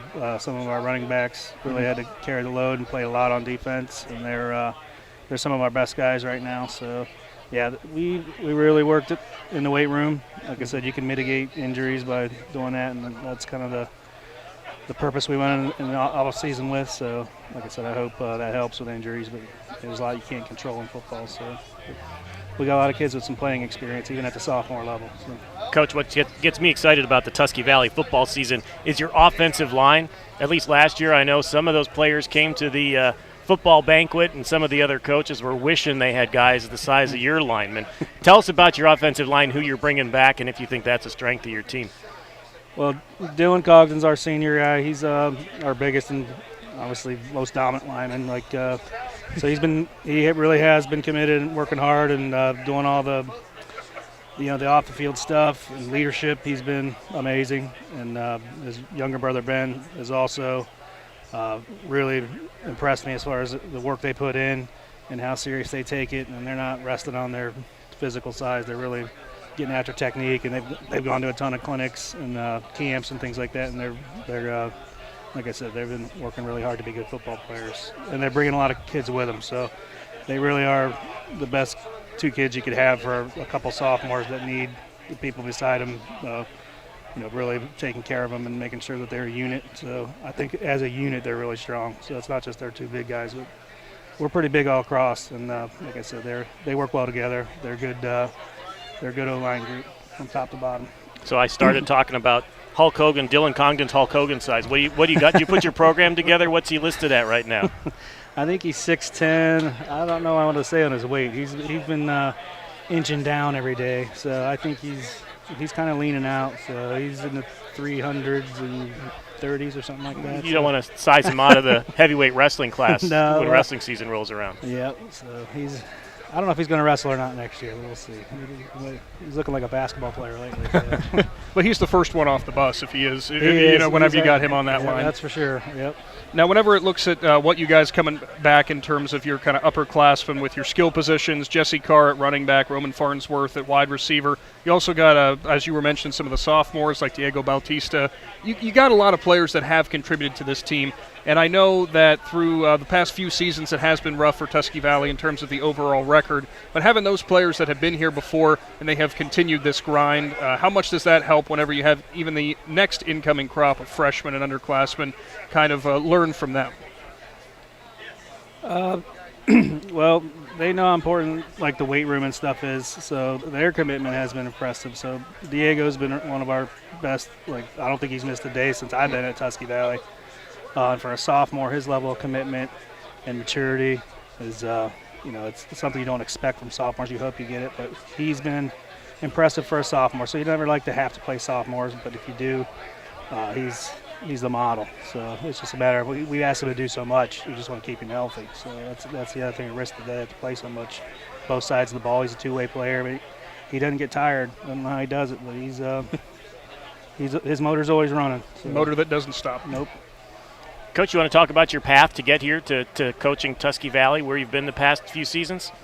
I've been at Malvern, I think, the last 7 years, so it's been a good journey through Malvern. And I kind of came in there with Mike Kane in his last year, and then transitioned into Matt and became a defensive coordinator under him, and we worked out well together and kind of rebuilt the program, and it was a good ride there. It was an excellent experience, and it is a part of my football family. It was bittersweet, getting a job at Tusky Valley and leaving Malvern. It was I don't know if it was a tough decision, but it was hard when it actually happened. Like I said, I don't know. It's going to be weird playing them. I know that. It's going to be one of the strangest experiences. I've never had to do anything like that. It looks like week 4 this season. Week 4, yep. So can you talk about your schedule before then you get Waynedale, Fairless, Martins Ferry, and then Malvern? Can you talk about the strength of your schedule, your early season schedule? Yeah, I mean, it does have the potential to be a tough schedule. So I don't think there's any gimmies in that schedule at the moment. I think Waynedale also has a new staff, and we scouted them. And, they got a lot of kids out, and they're hungry too. So there's no one you can take lightly. Martins Ferry has some athletes. Fairless has been solid and probably going to stay that way. Like I said, I don't see anyone letting up in the early half of our schedule. So it is brutal. So going from that off-season schedule into our league is a tough road. Speaking of the schedule as a whole, not just the first half, 7 playoff teams from last year that you guys are going to be taking on this year. I know the old adage is iron sharpens iron, and I know that there's a lot of area coaches who would say, you got to take on that kind of talent if you want to improve and get better. Yeah, and it's 1 week at a time, and like I said, at our level, a couple injuries changes the dynamic of every game, so it's just staying healthy and keeping guys engaged and staying in games and getting some wins where you can find them. What are you most looking forward to here in your first year at the helm at Tusky Valley? Anything that you have as a main goal maybe for the team? Like I said, the seniors are laying out their goals. I think I just want to get them on solid footing as far as development, and that they have confidence coming in and keeping players in the program, that they have the feeling that they expect to win, week in and week out, and not the other way around. So I think just creating a culture of winning and an expectation of success. And right now we're kind of baby stepping. So we got standards and goals that we meet. But like I said, they're going to lead to success and probably wins. But like I said, you got to break it down to where it's an attainable goal week to week. And like I said, I think we can do that. We got a lot of bright spots and we've got some players that other teams don't. So hopefully we can manage to turn that into winning somehow. Yeah. Well, we are patiently awaiting to see Tusky Valley this season, Coach. We'll be seeing you throughout the year, of course. Very much looking forward to being back in Zorville, seeing those Trojans take the field. All right, well, thank you. Head coach Jeremy Taylor for the Tusky Valley Trojans, all a part of your 2024 high school football preview with Big Z Sports, brought to you by Keim Home Center here live from Sammy Sue's Barbecue in Dover. Stick around, we'll have another coach coming up after this. The Sarchone name has always been known for truck sales, and once you see our inventory, you'll understand why. At Sarchone Chrysler Dodge Jeep Ram in Dalton, you'll find the largest selection of new trucks and SUVs in the area. Shop our inventory at sarchonecdjr.com or stop in and visit us on the corner of Route 30 and Route 94 in Dalton. Sarchone Chrysler Dodge Jeep and Ram. Get your own at Sarchone. Ready to unleash your inner champion? At T-County Boxing Academy in New Philadelphia, we're not just about throwing punches. We're about building confidence, discipline, and strength. Whether you're stepping into the ring for the first time or looking to sharpen your skills, our expert coaches are here to guide you every step of the way.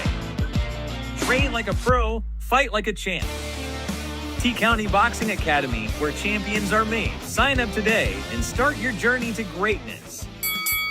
TMK Valley Propane is embracing remote tank monitors. Are you tired of going outside to check your propane tank or forget to order your propane on time? TMK Valley Propane now provides reliable remote tank monitoring technology. Let TMK Valley Propane take the worry away, provide timely delivery, and never run out of propane again. Thank you for your trust in TMK Valley Propane.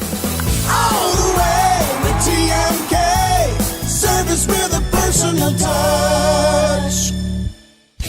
Top Notch Auto on East Plum Alley in Janaden, your one-stop shop for all your vehicle needs, offering an experienced staff that can handle just what you need to keep your vehicle running at its best. Top Notch Auto specializes in diagnostics with state-of-the-art diagnostic equipment. Whether your vehicle needs routine maintenance or major repairs, Top Notch Auto can handle all your vehicle needs. They also offer a large selection of tire brands, including Goodyear, Kelly, and Cooper, just to name a few. Find Top Notch Auto LLC on Facebook or call them at 740-561-4100.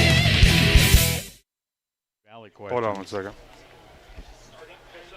Welcome back to the Keim Home Center preview show live from Sammy Sue's Barbecue in Dover. We're playing musical chairs, if you can't tell, and I'm Adam Sweski, joined by Bill Morgan and head football coach Mike Johnson of the New Philadelphia Quakers. This segment's going to be brought to you by the Gillen Body Shop. Bill, welcome first off to the team. I'm excited for obviously this expansion that we've done, and you're going to be on all the calls of the New Philadelphia Quakers, so it's only fitting that you're on this segment, right? Well, I appreciate that, Adam, and I told you secretly off microphone sometime in the last week, the best part about being a part of the Big Z sports team, as far as I can see, I'm getting a free meal every week somewhere. So far, I have not broken that yet. No, I mean, that's outstanding. I mean, how can you not be happy about that? So happy to be a part of the team. As you mentioned, Coach Johnson is here. And, Mike, as you enter your 4th year at New Philadelphia, what is easier now, if anything is easy, from when you took over the reins from Coach Dennison 4 years back? I think there is just a different continuity. Like when Matt left, Matt did such a great job of getting our program set up. I think he came in 2003 and was just a constant presence for our program. We needed that, and he was there for I think 18 years, and there's been subtle changes, but these changes I think have been good and positive, and I think our kids have bought into things that we continue to do as we evolve and work, and that's been great. And I think also the assistant coaches have done a phenomenal job. So I can't do anything but sing their praises because they help make us better. They have good ideas. They put in time and a lot of effort with our young men. Coach, if we go back to a time when you were playing for the New Philadelphia Quakers, if somebody would have pulled you aside in your senior year and said, Mike, someday you're going to be the head coach of the New Philadelphia Quakers, your response would have been what at that time? It would have been, I don't believe you. I think that's as nice as I could put it. No, but it was never really when I was that old, I don't think that was ever a thought or even an idea, but it's something that I did love. I loved back then, and I still love today. And it's funny because sometimes I go into that locker room, or I think about, like, man, I've been coming to, like, these same bathrooms. These bathrooms have been the same for, I don't know, I've been there for the majority of my life, it seems like now, which is pretty cool. The Big Z Sports preview for the high school football season from Sammy Sue's, and this segment with New Philadelphia brought to you by Gillen Body Shop. Coach, tell us about, as you get ready for your second scrimmage of the year, where you feel like the strengths of your team are and the areas you're working on improving as a kickoff to 2024 draws closer. Yeah, well, I mean, every day is something, and even we are fortunate to have a lot of guys returning, especially in our defensive back half and our kind of our skill positions and a couple of lineman spots. But when I think about, like, our defensive back half, our corners, they have good experience. They both played last year with Carter Watson and Pete DiDonato. At the safety position, Carson Long was phenomenal for us last year. We're really excited he's coming back. Our outside linebackers, Brody Gilland and Miles Tyson, both did a wonderful job last year. So these are all guys who are coming back, and that gives you a little bit of comfort. Now they still need push because we want growth out of them, and I think they've done a good job of meeting that. And we'll find out obviously more on Friday night, but that's part of it is how much better can we get. And also we have a guy like Boston Crowell on the defensive line and offensive line. Like, he continues to improve, and he's a mainstay for us. And then over on the other side, you got Keaton Fossil, who is going to be a 3-year starter, and it's nice to have a little comfort there because his growth each year has been so huge and vital to our success. We're really excited to see what he can do this year, especially with the guys around him. Hey, Coach, I want to jump in right there on that part with about Keaton Fossil. And just talk about, because you were around it with Coach Dennison and obviously with your 4 years, I mean, I'm going back pre-2020. The New Philadelphia Quakers have always been very fortunate at the quarterback position. Yes. All but maybe, I remember there was one year that there wasn't really that guy to plug in to play quarterback. I forget what year it was. But all in all, the Quakers have always had that quarterback that's kind of been their like a tenured quarterback for their high school career. We've been very fortunate to have 2-year guys, a couple of 3-year guys, yeah, which has been great with, Logan Bidikofer, Caleb Beans, Baron May, Keaton Fossil now. Yeah. It's nice to have those kind of guys because you got a steady hand kind of running it on a Friday night, and that's something we need to have. Absolutely. Coach, when you look ahead to the kickoff to the regular season, obviously a scrimmage to go against Green. What are you hoping to accomplish against Green in terms of things you want to see out of your team maybe you didn't see in the first scrimmage against Northwest, and maybe preview what you'll be doing when you go on the road to Louisville in the opening week of the season? Really, it's trying to find out who we have some seniors who are stepping up. Where are they going to step up to? Where are they going to end up finding their place? What's going to be their niche? And trying to develop that, I think, is a huge key. And it's not even just seniors, it's all of them. We have some juniors who are trying to fight for spots, and a couple of even sophomores who have done very, very well. So it's trying to find out where exactly those guys fit. How can we as coaches get them to fit the best to give us the best opportunity to go out and win on a Friday night? So I think tomorrow night, Friday night is going to be very big for us because we're going to see which guys can do it, and then it's going to come down to us again to kind of reshuffle that deck and find out, all right, these are the guys, these are the Friday night guys, these are the guys who are going to be on special teams, these are going to be the guys who are going to be our linemen. We have a 6-man battle for the offensive line, and there's 5 spots, so we want them to keep battling so we can iron that thing out, and that's what's it's kind of fun, but it's also kind of stressful, but it's a good thing. You give these kids these opportunities to step up, and let's see what they can do. Bill Morgan with Adam Soweski from Big Z Sports as a part of the Big Z Sports High School Football Preview from Sammy Sue's.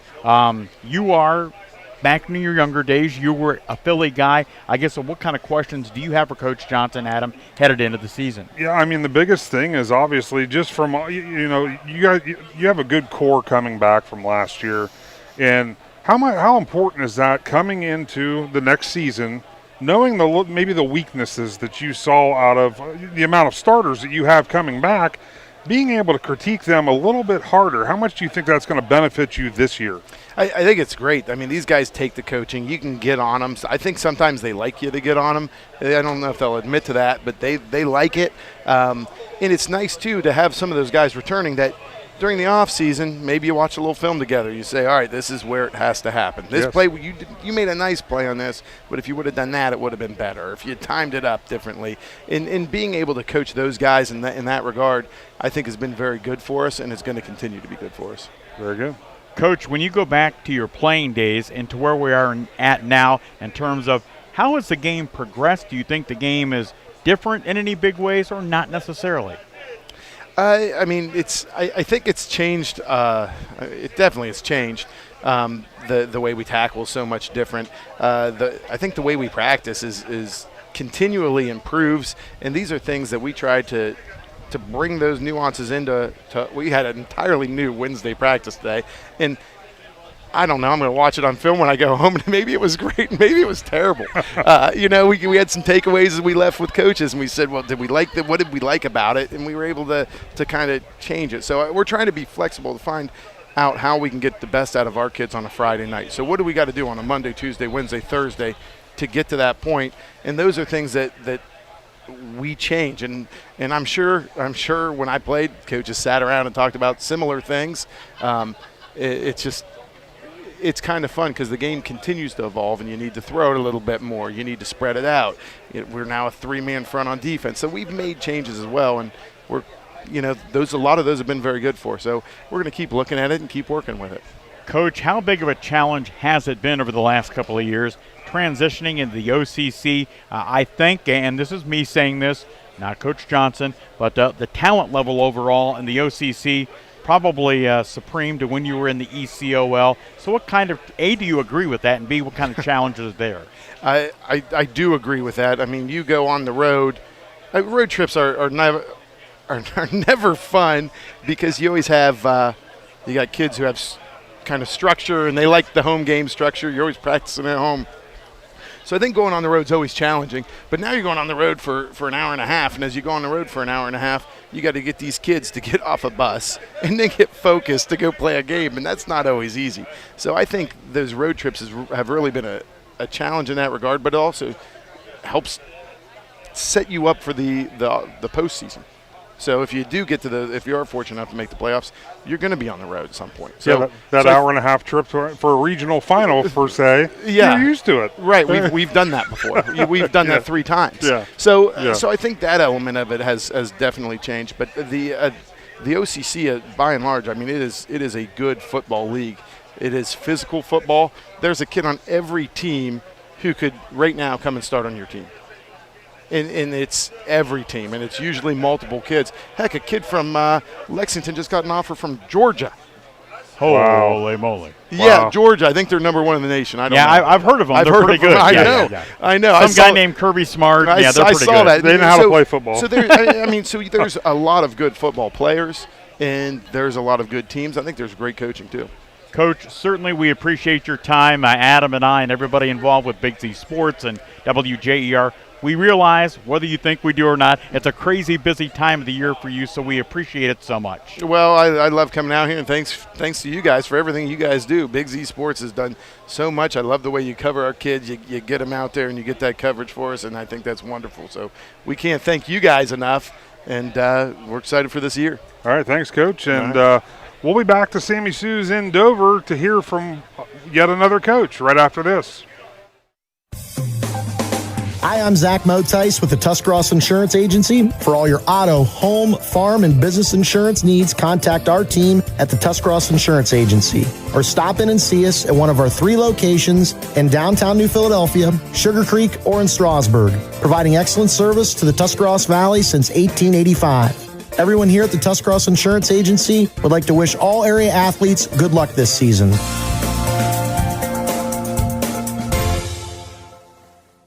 The Tuscarawas County dairy farmers want you to know that low-fat chocolate milk is a great choice for student athletes and hard workers. It provides the nutrition needed after practices, games, or a hard day at work, and it tastes great. Low-fat chocolate milk is packed with carbohydrates for energy, proteins to repair muscles, fluids to rehydrate, plus vitamins and minerals to help build strong bones and bodies. It's the official beverage of the Ohio High School Athletic Association. Tuscarawas County Dairy Farmers. Farms, family, food.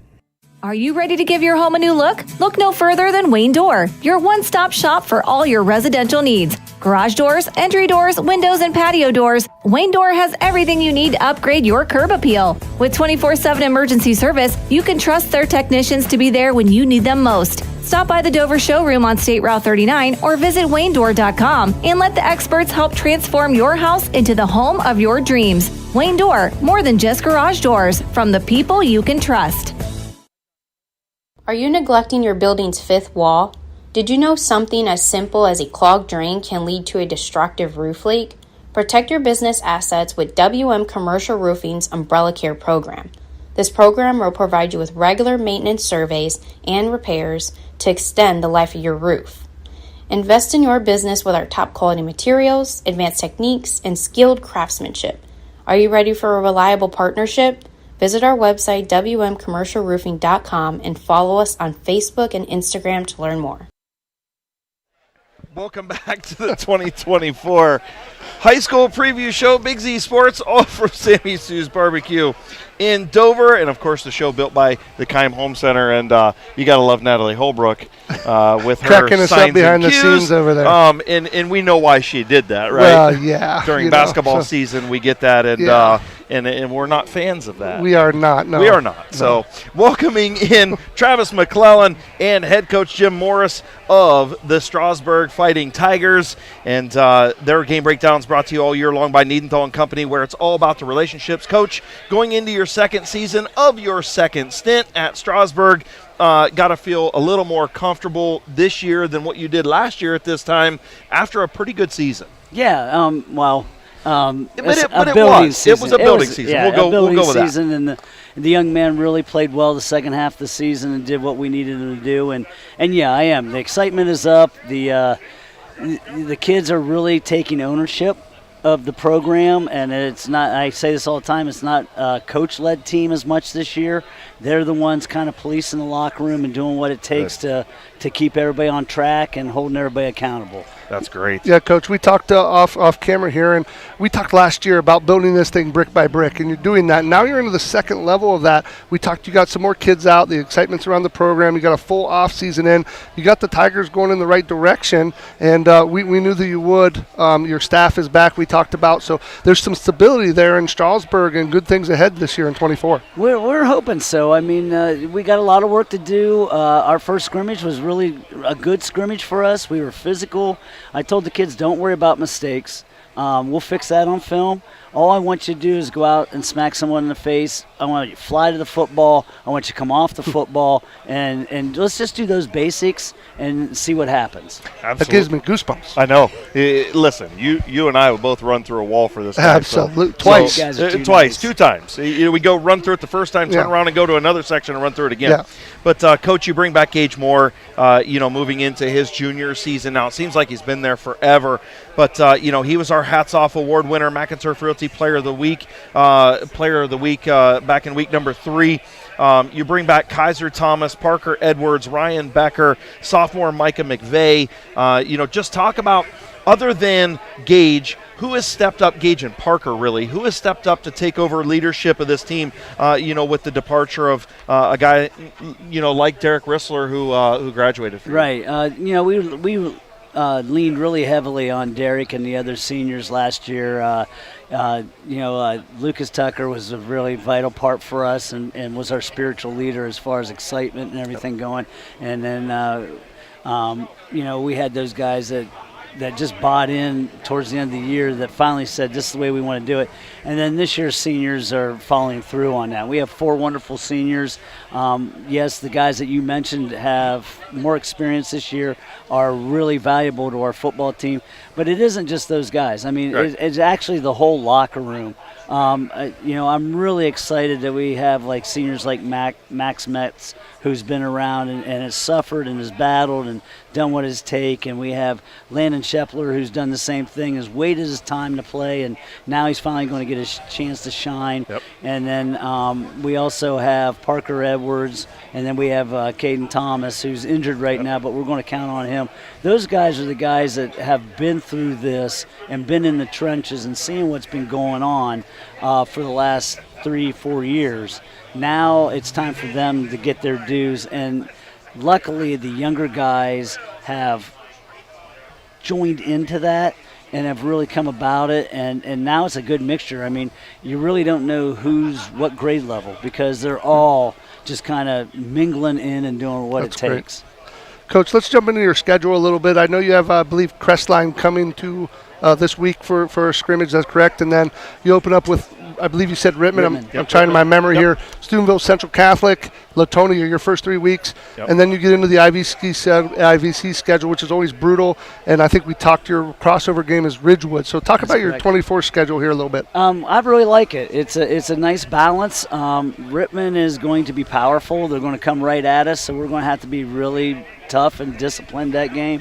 But that's what we've been trying to base ourselves on. So if we can do that and battle with them and then go into week 2 with a strong Steubenville Catholic Central that's going to be, coming off a 9-1 season, and they're expecting great things there also, and just have proud tradition and just keep building it week by week. Hopefully when we get into Conotton Valley and then Ridgewood and then Malvern and get into that the schedule, meat grinder. You ain't kidding. If we'll be well tested and ready to roll. There's no off weeks in the IVC, Coach. It's brutal up and down the schedule for everybody. Right, not around here. And you guys play 6 playoff teams from 23. You start the season with 2 in a row at home and finish with 2 of your last 3 away. Just Talk about how you think that IVC schedule sets up. I mean, at 3 of your 5 on the road, not ideal for you guys, but like you said, it's going to toughen your kids up for sure. Well, absolutely, and it's going to see what our culture is all about. Yep. I mean, steel sharpens steel. Yeah, that's just the way it's going to be. And I prefer the Mike Tomlin quote of iron sharpens iron. Okay, well, but no, you're good. I was getting away. I was kind of getting out of that, doing a little of my own take. That's here. all right, Coach. But yeah, it's one of those that we base a lot on our culture, and 100%. Those type of games will be culture testers, and sure. That's if we want to be one of those 6 teams that made it in the county to the playoffs, and we want to be 7 or 8, and hopefully we get 7 out of 9. And right, we got to do those kind of games, and we got to play them on the road because, you might get week 1 home, but I can't see us being 1 or 2 in our region to get week 2 home. Right. We're going to be on the road for some of those games. Right. Well, you're going to be battle tested in the league, and your schedule sets up. Not only are you coaching against good coaches, and that makes you better, but you're playing against good players. And then when you get to the tournament, you're not surprised, and you're battle tested. And so that's the goal. Absolutely, absolutely. And every week we're going to go against coaches that are way better than anything I know. So I don't know about that, Coach. Yeah, me neither. So that's my thought process. Anyway. No, you'll never get me to say that. No, me either. How fun is it to come here? You see all these coaches around here. You've been kind of talking with your peers, and we do this in the postseason show as well. For me, I love just sitting back and watching you guys interact. Yeah, it's so cool. It's such a great fraternity, and they all mean well. I mean, everybody, I think, unless you're playing them that night, roots for each other. Right. I mean, sure. they're really good about giving information. Nothing special, but because you already know most of what they're doing. Sure. No secrets. Yeah, but they're open to helping out. They're open to suggesting. That it's just a wonderful environment. This is a fraternity that at this level is one of the best because they care for each other. Sure. Absolutely. Well, Coach, we appreciate you joining us. We'll be covering the Tigers a few times this year. We look forward to it. As always, looking forward to talking to you on Friday nights in studio after a big win. And look, you got that state championship softball team going to be cheering you on. We know they will travel well. It's time to get the Strasburg Tigers football team back in the playoffs this year. It is, and that's what we're working for. And as always, guys, I just appreciate what you do for the community, what you do for this area in football and all sports. It's wonderful that we, as a small school, have this kind of resources. Yep. Absolutely, Coach. That's why we do it, right? That's right. We've said it from the get-go. Joe Geckler's it's all about preached the that kids. to us ever since we started this 11, 12 years ago, and said, look, it's all about the kids, it's all about the programs, and it's all about the communities, and we truly mean that. So we appreciate it, Coach. Coach, you show it. Give that touchdown grass a workout. That's right. Touchdown grass. I love it. I forgot it. about that. Again, the Strasburg Tigers, their game breakdown brought to you by Niedenthal & Company, where it's all about the relationships. Head coach Jim Morris in his second stint in his second season, and we look forward to covering the Tigers all year long. Big Z Sports going to return with another head coach right after this timeout. Wood Electric has been trusted with all of your electrical needs for over 30 years. They are the place to call for residential, commercial, and industrial work. Wood Electric is available 24 hours a day and ready to help with any electrical problem, outage, or installation. Wood Electric, serving Tuscarawas County and beyond since 1988. Like Wood Electric on Facebook or find them online at woodelectric.net.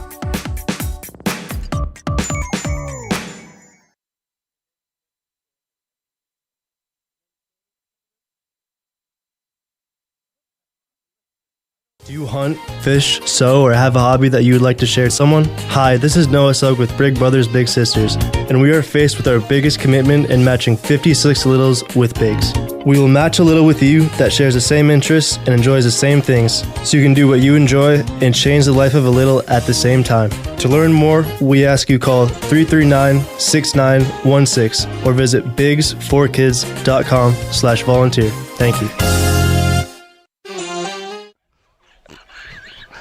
Welcome back to the Big Z Sports 2024 High School Football Preview Show, built by the Keim Home Center. And Shannon Thomas and Natalie Holbrook now give us the cue. We're back on the air. Of course, you're watching us on our YouTube channel. There's still flies and bees flying around, but Sammy Sue's Barbecue in Dover on the corner of Front Street, Tuscarawas Avenue. Make sure you get down here. They are open Tuesdays and Wednesdays 11 to 8, Thursday through Saturday 11 to 9. SammySue'sBarbecue.net and on Facebook. And Travis McClellan still here with me in the seat to my left. Now joining us to the right is head coach Dirk Gadd in his 8th year of the Newcomerstown Trojans. Their game breakdown all year long brought to you by Simona Boulderon and Coach. 8th year already. When we came down and did two-a-days, we were like, man, you're getting close to double digits. Yeah, we're getting old, Coach. It really has gone fast. I mean, the first 2 years went a little slow. It did. We still are covering that record up. Well, okay? the running clocks helped in the first 2 years. It speeded up a little bit. We will just keep. Thank you. I appreciate that. Yeah, we won't discuss it. Go ahead, Shannon. I'm not Shannon. I mean Travis. My goodness. Coach, you know, we've talked off air multiple times. I love what you're doing down there in Newcomerstown. You know, I'm a big cut my teeth in the wing tee. Got to call a couple of your games there. The one thing I like about what you're doing down there, and this is you're coaching the lines, the head coach, and are you doing that again this year? I know. Yeah. Yep, so offense and defensive line, you don't see that much out of the head coach. Run us through your thought process there. Yeah, you know, you win games up front is what it comes down to, and I just thought I was, you know, looking for a change, and we needed to do something. I was like, I think I'm going to try to coach the offensive line, and I really I really knew nothing. I really knew nothing about it. I started reading and doing some research and thinking about how we wanted to do things, and honestly, I think it's the best choice I ever made. That's awesome. Offensive linemen are just, you know, very selfless kids, and they listen and they're appreciative of everything. And not that the other kids don't, but you know, some of the other positions, they get to touch the ball and get all the glory. Hear their name. Hear their name, and I just like spending time with those guys. Sure. Well, and you talk about the offensive line, it must be doing all right. They averaged 203 yards on the ground last year, a 2,400 over on the season, and 37 tutties. Yeah. He must be doing okay there with the offensive line. But you know what I like, too? He's got 8 touchdowns through the air. Yeah. We're getting close to 800 yards, getting close to that 1,000 mark throwing the football. Yeah, we And what's he doing two-a-days? We go down there, first 3 plays, pass plays. Well, I saw him in the 7-on-7, and they're in the spread, chucking it all over the yard. I'm like, wait a where's minute. Coach Gadd? Yeah, there's sometimes I don't know what Coach Baker's doing. In our scrimmage, I think the second play of the game, he threw the ball. I kind of looked over at him. He wouldn't even look at me. And it even went for a touchdown, and he still wouldn't look at me. So, well, speaking of your signal caller, you bring back Clayton Fish, 703 yards, 8 touchdowns, 4 picks last year. Carter McConnell, kind of your workhorse at the running back position, close to 1,000 yards. Dom Singer, the Zinger, is back. He had almost 1,000 yards. Martin Hernandez, who does a little bit of everything for you. That kid's going to be something special. Tanner Smith, I mean, the kid can catch the football and fly on the outside, and you guys run him in a little jet stuff and Brody whatnot. Brickles is back for Yeah, him. They're Brody loaded down there. Well, no, Brody's not with them this year. My no. apologies. Yeah. But I'll tell you what, you guys do such a great job with saying, hey, look, this is what we're going to do. You got to line up and stop us, and just talk about some of these leaders. You've got a lot of leaders on this team coming back. Yeah, we have almost every single one of our all-conference players is back with us this year. So that's a big deal for us. It's nice when your quarterback's back. That really, helps keep you relaxed. He knows how things are supposed to go. He leads your huddle. Dom's back, and he almost rushed for 1,000 yards last year. He's just very explosive, and the quickest kid within 10 yards that I think I've ever seen. Wow. And what is he, like 5'3"? He's 5'6". I was close. He's 5'6". I was close. And he's put a lot of work in the offseason. He's a lot stronger than last year. Wow. Honestly, all the kids have really come a long way with their strength. And Carter's back. He's one of our captains. Yeah. What a good kid. He really – we count on him to make those big kick-out blocks, and you can't just find any kid these days that want to put their nose in there and make those kick-out blocks, and Carter's a real physical kid. Tanner's back. He can make explosive plays. He made a great catch in our playoff game last year, pinned the ball against the back of the defensive back, and that was a huge play for us. That's right. I remember that. Helped us win that football game. So, and we got everybody but one person back on our offensive wow. line. So, yeah, we're looking forward to this And season. you have a kicker. Yes, we do have a kicker. Yeah. Right. I mean, that was. Let's be honest. That did not help you last year, having to go for 2 all the time. Well, he actually was. I didn't have to go for 2. I just chose to go for 2 every there time. You go. They had a pretty high 2-point percentage down they there in did, Newcomerstown. but still. Ethan's a great kicker. He was second team Eastern District. I'm watching him kick this year. He's putting the ball in the end zone on kickoffs almost every kick, which is a huge weapon. Wow. I mean, 30. You get a 30-some-yard field goal. That's going to help you win football games, right? Coach. Yeah, and he's pretty accurate. When we kick extra points, which I'm a go for 2 guy, but right. I think my superintendent's going to strangle me if we don't start kicking extra points. If I recall, didn't you wait till the playoffs to kick your first field goal? I think it was. Yeah, the first field goal ended up being the game winner. Game winner. Yeah. What a way to start. So he's made of ice. Hence why I just said field goal is going to win you games, Coach. Right. When you look at your schedule, Coach, you added Toronto in Week 4. We know what a perennial powerhouse they are, 9-2 last year and a playoff team. And you added Claymont as your crossover game in Week 5. You lose Barnesville and Martins Ferry. You got 5 playoff teams from last year, 4 in the first 4 weeks of the year. Talking about going into the juggernaut of the IBC, your non-conference is a juggernaut this year. Yeah, and all of those teams I think are going to be better this year. It's important to win that home opener, so we're super focused on that one, and we think that'll really get the momentum going.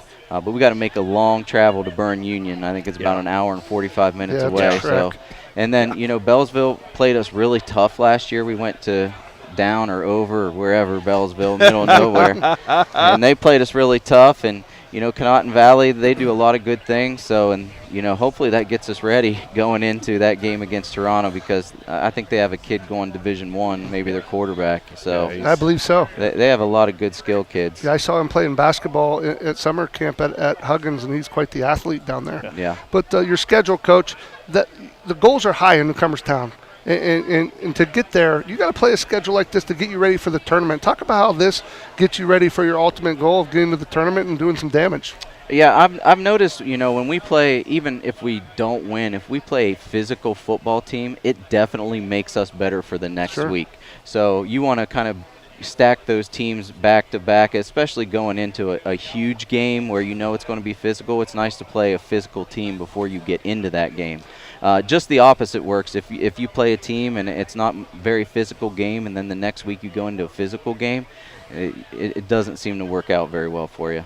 Yeah, and if you remember one of the first games we covered this guy at, you were the head coach of the TR All-Star That's game. right. Remember that? Yeah, I remember that. You were against Casey Cummings at the time, who was over at TCC, and that was one of those things where I remember, you guys were intense for a charity game. It was pretty intense deal. Well, I hadn't won a football game up to that point, and I figure, they're giving me all these all-stars, so I better do something. So we took it very seriously and ended up winning the game. That was my first win as a head coach. I know, and that's something that it just brings back the memories. You know what I mean? It's been.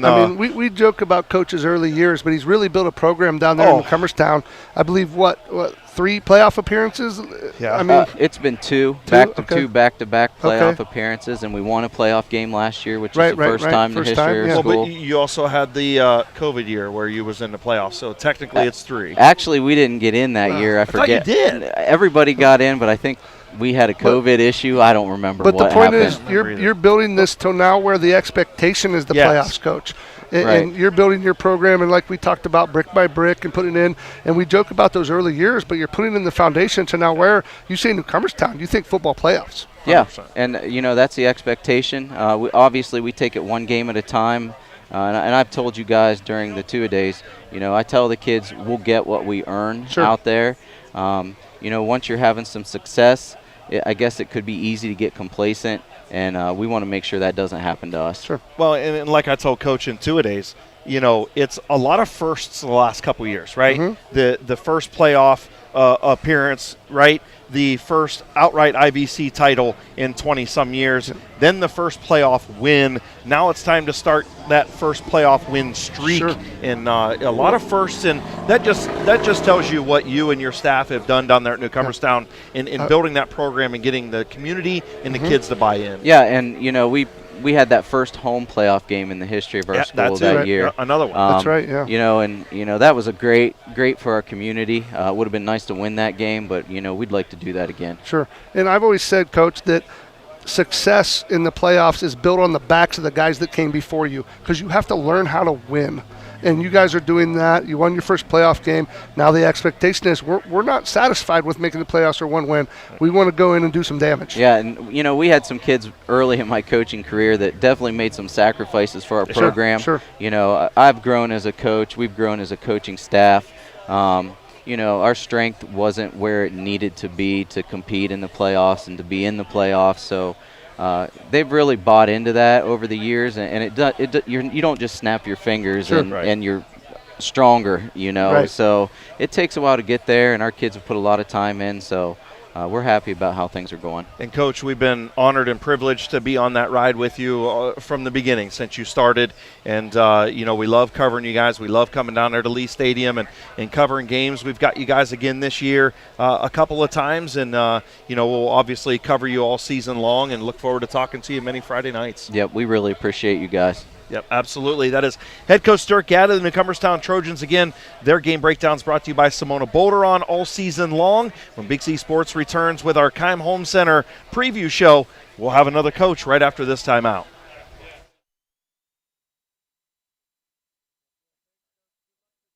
What is Cartoons? I hear that name on the radio all the time. Cartoons is a radio shop in New Philadelphia that specializes in tuning up your stereo system on anything you drive or ride. We tune up car tunes, truck tunes, boat tunes, motorcycle tunes, RV tunes, new and used vehicle tunes. We carry the best brands from Kenwood, Sony, Alpine, Pioneer, just to name a few. Cartoons also carries a full line of lighting accessories, backup camera systems, remote starts, or just need it installed? Give us a call. Cartoons on West High Avenue in New Philly. Be there.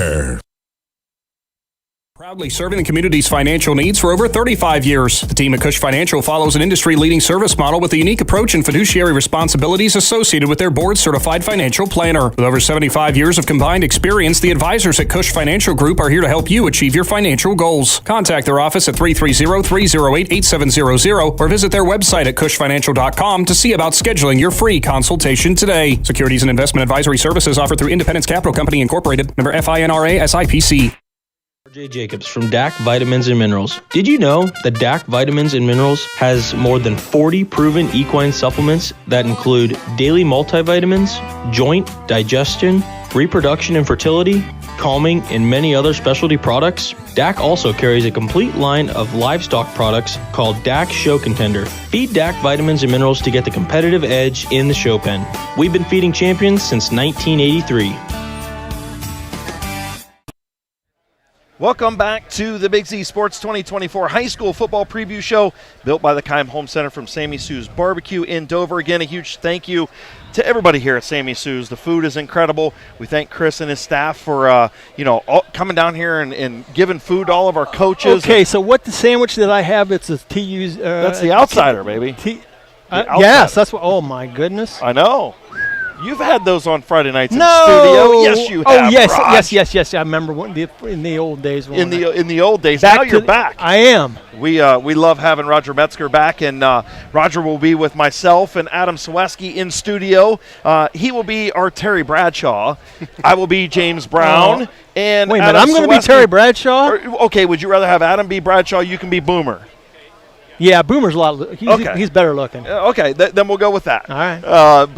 We'll have us three in studio all season long and simulcasting on 99.9 and 100.9 on Z Country and WJER all season long. Our preview shows from 5 to 6:30, or our pregame show from 5 to 6:30, and then our postgame show, the fastest hour in radio, 10 to 11, and it's crazy, isn't it? It is.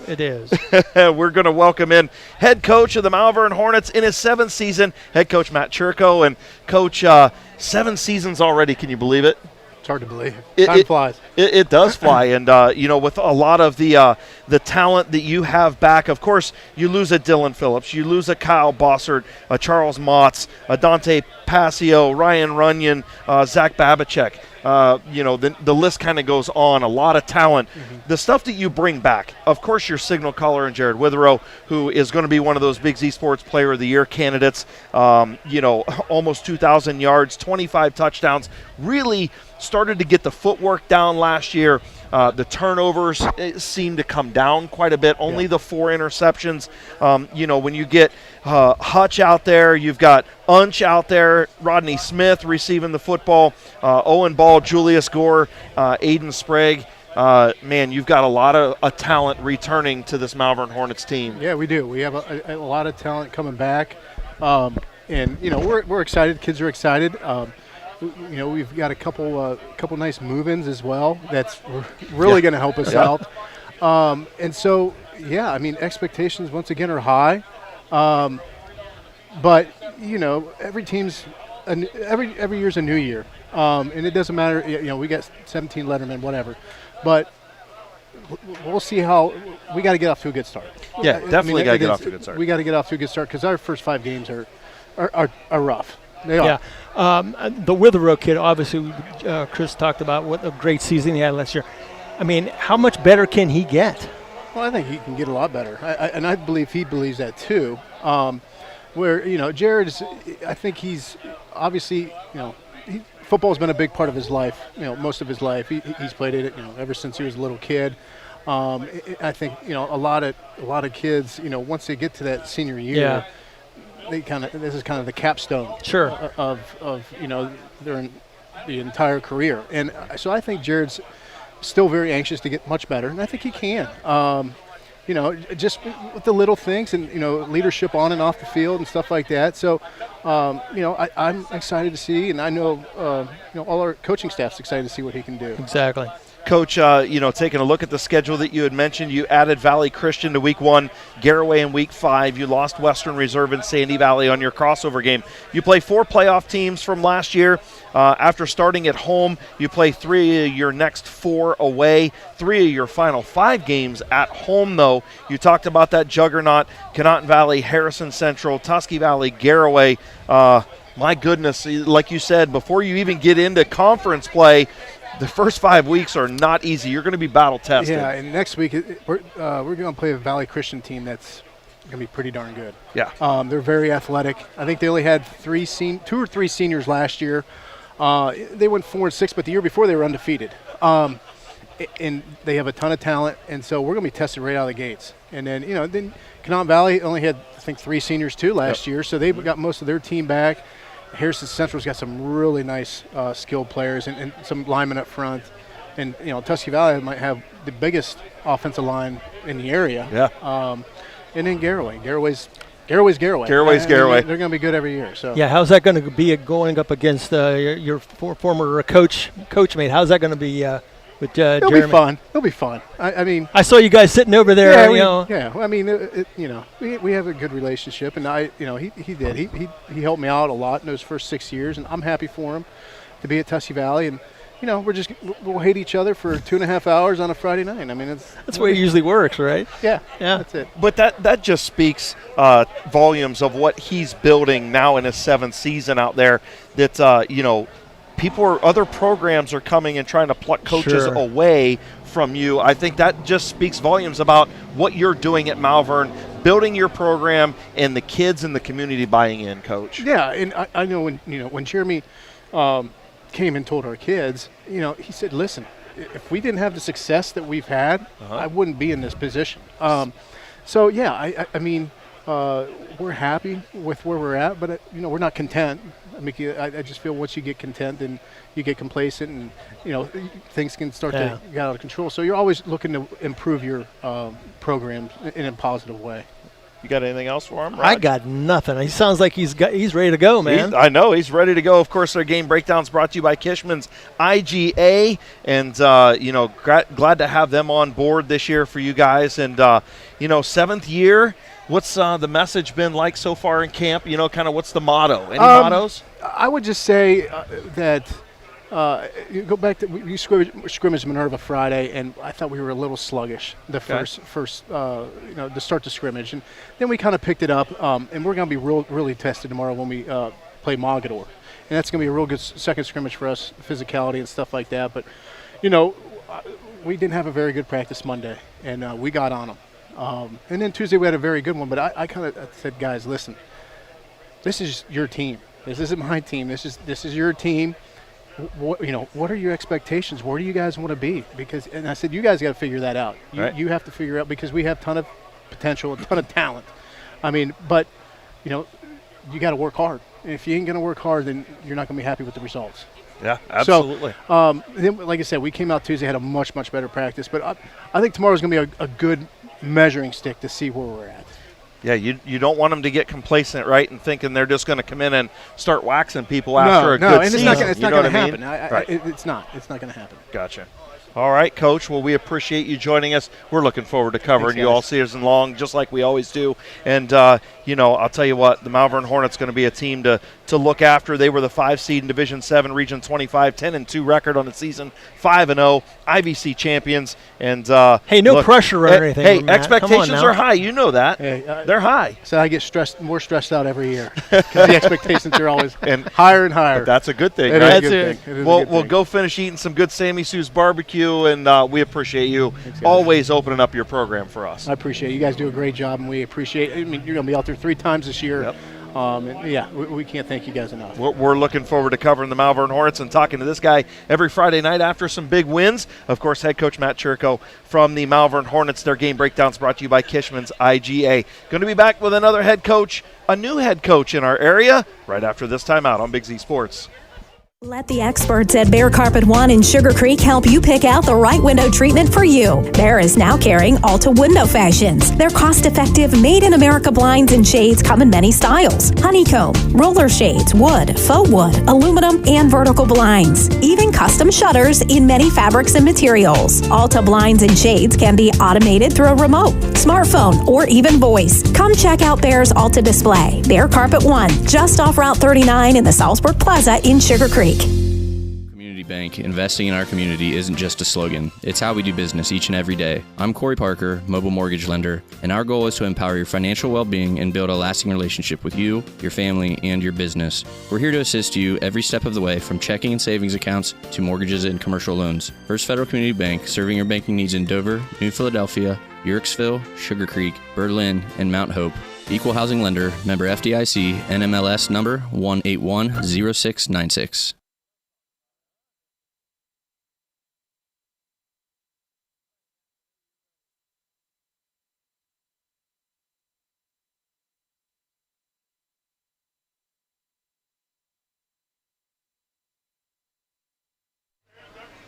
Welcome back to the 2024 High School Football Preview Show, Big Z Sports, all brought to you by the Keim Home Center. And we are here at Sammy Sue's Barbecue in Dover. I know Coach Buddy White has had plenty of wings over there. Coach, I seen you were snatching those things up. I tell you what, man, them barbecue wings, it's the first time I've ever been here. Really? And I'm a wing connoisseur. All right. I always check everybody's wings out. They were delicious, So you'll be back? Oh, yeah. So, if they need somebody to do a commercial for them, I'm here. I like it. Shannon Thomas with me and helping and welcome in head coach Buddy White in his first season as he replaces Eric Henry after 5 seasons in his second stint. The Claymont Mustangs game breakdowns brought to you by Ron's Heating and Cooling, your local Generac generator dealer. And, Coach, we appreciate you coming up and coming back to the area. We know that one of the things that you are really trying to do is change that culture with the Claymont Mustangs, and nobody better to do it than an alum, right? I tell you what, I have a lot of people that are interested also in wanting that culture, because I'm not the only one that knew that there needed to be a culture change here. Right. I talked to the administration, let them know some of the things that I'm going to do. The kids are bought in, and we had a scrimmage on Saturday, did a 3-way. And our kids, I was pleasantly surprised on how they played. They really did a really good job, and made me feel a lot better. The community is excited.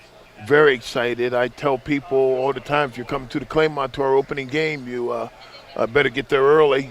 You know, it's going to be a long line at the ticket booth. I like it. And it's going to be hard to find a place to park. Coach, there's so much excitement down there right now. There's a lot of people gathered at one of the big supporters' houses down there named Summer Butler. And there's a group of people down there right now just waiting to watch this show to hear what you got to say. Oh, Lord, and the excitement you've brought back to this program. I mean, people down there are excited. I mean, I was at a two-a-day practice a week or so ago, and to watch how excited that you and your coaches were, scrimmaging. I mean, the coaches were even kind of getting on each other about, that was a first down. No, it wasn't. I mean, it was exciting to watch. You know what? One thing I want to do is make sure that these kids had fun. I want this year to be a pleasant experience for them. We only have 5 seniors, which isn't a bad thing, because one thing that I've learned, that if you're coming in to turn around a program, the pushback comes from the seniors. Right. And so only having 5 seniors and that have bought into what we're doing, and they're doing a great job of leading our team. They're having fun. We're having fun. I didn't realize this was live. I thought you guys taped it and edited it. No, we're live, Coach. We're live. We like to do stuff live around here, live and local. Okay. Coach, talking about some of those returners, obviously junior quarterback Nolan McMorrow. You bring back quarterback Carson Golick as well.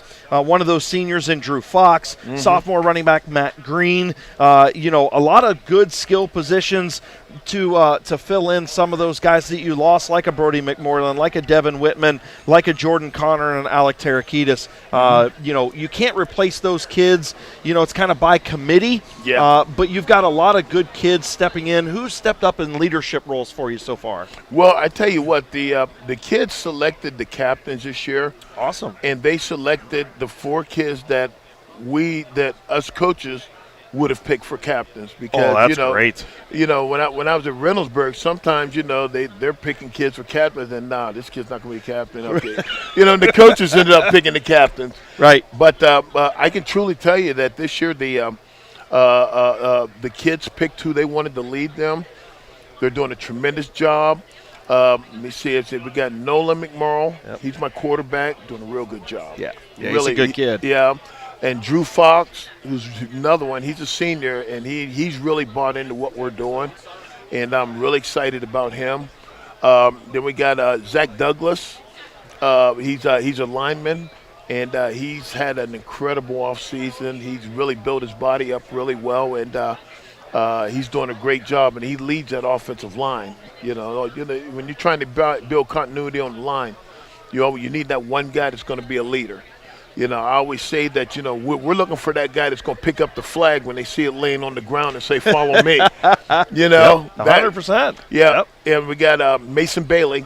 He's another one. He's a wide receiver and very deceptive. He's going to surprise some people, and you see him out there, you don't think much, and all of a sudden this kid's making plays all over the place. And they're making my job so easy. Because, I don't have to take, we're not having a bunch of discipline problems or anything like that. Our captains handle a lot of that stuff. Good. That's what lets me know that we have potential of having that special season. I tell the kids all the time, hey, I said, when we're lifting weights, I said, hey, fellas, we're not lifting for a 10-game season. We're lifting for a 12-game season. Because we're going to make the playoffs. We're going to win our first-round game. Then we're going to play with house money. Yep.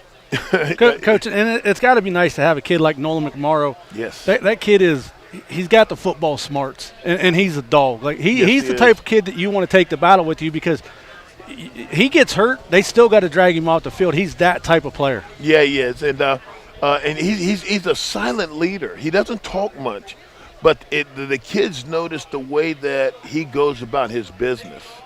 And it's really, really cool the way he goes about it, and. When he makes a mistake, I'll point out the mistakes. He's not the kind of guy, you don't have to yell at Nolan. Normally when he makes a mistake, he's the one hitting himself in the head. Yep. He knows it. Yelling at Nolan's like yelling at Bambi, You don't want to yell at Bambi. That's a new analogy. There you go. I like it. Yeah, but he is special. He takes care of himself really well. And he is totally committed to quarterback. Last year he was outside linebacker also, which he could be this year. But he's really committed to being our quarterback, being our offensive leader. And so we gave him the keys and just said, don't crash the car. Heard that. Coach, you added Smithville to week number 2. Newcomerstown to week 5 is your crossover game. Yeah. We will have that game, I believe, on Big Z Sports. You lost John Adams and Buckeye Trail from your schedule. You have 8 playoff teams from last year that you're going to play this year. 3 straight road games after opening at home. You finished the season with 2 at home and then 2 on the road. Just talk about how your schedule stacks up and what you like, what you don't like. You know what? I love our schedule. It's a competitive schedule. You know, if we want to step up and we want to do something special, this is the kind of schedule you want to do something special with. You know, I don't need a bunch of schools that were, beaten with running clocks and everything. Hey, let's go out here and let's battle. You know, my formula that I've always talked about is win all the games you're supposed to win, and half of those you're not. Yeah. You know? Yeah. And I tell the kids that all the time. That's what we're going to do. We're going to win all these games that we're supposed to win. Yeah. You know? Now, people may not think that we're supposed to win them, but we believe we're You supposed believe, to win absolutely. them. You know? And then we got some teams that we know that, their program is pretty well established, and we may not quite be there, but it comes down to playing football. You know, I don't care who we play. When I was at Reynoldsburg, my last season at Reynoldsburg, I loaded up our schedule. You know, we opened up with Upper Arlington, who won the region that year. Mm-hmm. Our second game was against Huber Heights Wayne. Our third game was against Massillon. Yeah. You know, and I wanted to see my kids compete. Right. And they did. And, we don't make no excuses. If you beat me, I hope you're better than me. I don't want to lose to nobody that has no business beating us. Right. And I truly believe that the way that our kids have been looking, the way that they've been carrying their business, I really think we can do something special this year, and so do they. And that's even more important than me thinking that. Yeah, Coach, and that's what I noticed about when we was down there for 2 days is how much the kids have bought in, how much fun they were having. There's going to be losses in high school football, but it's how you handle that loss. You want to be in that game, and if you get down in that game, it's how you respond, right? You don't want to just hang your heads and be like, oh, well, we're down 14. Let's forget about it, move on to week 6. Like, you got to be there. It's one of the things I've always said, and I even tell the team this. I said, I think we can be good, but I won't know for sure until I see how you handle adversity, because there's going to be adversity every game. And I've looked at all the film from the last 2 years, and every time you guys ran into adversity, it just seems like, you guys just melted. And I said, that's not going to happen this year.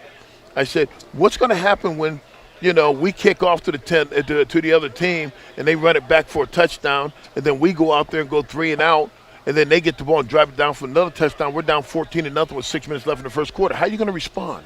Yeah. Are we going to lay down and get a running clock? Right. Or are we going to fight back? Exactly. But if they take the attitude of me and my coaches, we're fighting back. Well, and that's what – listen, let's be honest. Back in the day, that's what Claymont was known for. Yes. Right? Back in the day, that was a tough, blue-collar, gritty team. Yep. You didn't want to go down there and play because you knew even if you got up 14 or 21, they weren't going to stop. Right? Yeah. I always say, we won the – we win the fight on the field and we win the fight in the bleachers, That's the way it was back in the good old days, Absolutely. And even when you lost, the teams knew that you were there. You know what I mean? And I want to get back to that. I want to be physical. Last year they averaged over 30 missed tackles a game. And so we spend a good portion of our practice doing a tackling circuit. We did our scrimmage this week, and we didn't have that many missed tackles, and I was really happy about that. It lets me know that, okay, maybe they're catching on to what we want them to do. And, and the missed tackles that we had they were doing their own thing. Because I would ask them, on our tackling circuit, does any of our tackling circuits show you how to tackle like that? Right. I said, well, try it our way from now on. You know, you've tried it your way. I've seen the results of your way. Yep. You know, try it my way. Let's see how that works. See, here, do 30 laps on these tires this way and do 30 laps my way, right? Yeah. Right? And a lot of that is those missed tackles. A lot of times where kids were missing their keys. They were going to the inside when they should have been going to the outside. They thought they had the easy route and they missed the cut, right? Yeah, and it's things like that, or diving at ankles and missing, and the guy keeps running, or coming up to tackle somebody and you're standing straight up with no kind of leverage and you get blown over. Yep. You know, it's different things like that where the kids are getting away. They're buying in to what we're selling, and you know, we believe, and if they believe, we can do something special this year. Well, Coach, we will have you, of course, opening game on Friday night against Harrison Central on our YouTube channel live stream, and right here on 99.9 WTUZ as you host the Huskies. Coach, we so appreciate you allowing us into your program. Sure. We welcome you back to the area. We're so glad to have you back. Glad to be back. And look, we really look forward to talking to you on Friday nights and covering the Claymont Mustangs moving forward. There you go. Hey, you know what? I've committed to being the guest speaker at the Presbyterian Church in Yorksville this week. That is awesome. That is. I feel real good about it, and you know, my life is a testimony to a lot of things, and you know the one thing about public school football, you can't share your faith. You know, I would love to do. I've only had one school where I was able to do that, and that was at Bishop Hartley. Yeah. And I was there 1 year, won a state championship. You know, and that was a great experience. So, you know, being able to talk about my journey and some of the things that I've dealt with, and you know, when the divine interventions, when it kicked in to you know, help me, and sometimes I'd be disappointed in some things, but guess what? Those disappointments were things that prepared me for something else down the road that was special. And so I've learned that. So I've learned not to be, you know, not to get caught up in things when things don't go the way you want it. Maybe you're being prepared for something great. Yep. And that's how I look at things. I agree with you, Coach. I think Shannon would absolutely. agree with that 100%. Yep. Coach, we look forward to hearing a lot of that testimony and a lot of your trials and tribulations. I'm serious. And, Coach, God bless you. Thank you for being here. Welcome back to the area, and we look forward to covering the Mustangs all year. All right, we'll see you next Friday. All right, that is head coach Buddy White of the Claymont Mustangs, all brought to you by Ron's Heating and Cooling. Don't forget to schedule your pre-winter furnace tune-up today with Ron's Heating and Cooling. Big Z Sports back right after this. At Gillen Body Shop, they know that when their business is needed, it's never planned, and that can cause you quite the inconvenience.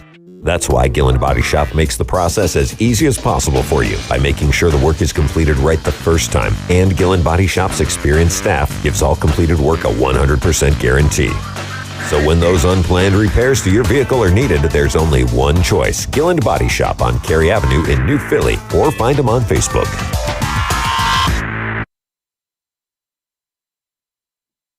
Other guy's insurance, you got Kyle. Hey Kyle, it's Brenda. I was just reading through your proposal and I have a few questions. When we drafted up your proposal, we really aimed right down the middle. Sometimes wonder if your insurance agent true priority is more time on the golf course. At Hummel, we do insurance differently. Our expert advisors help you not only mitigate risk, but operate more efficiently, decrease employee turnover, and increase your bottom line.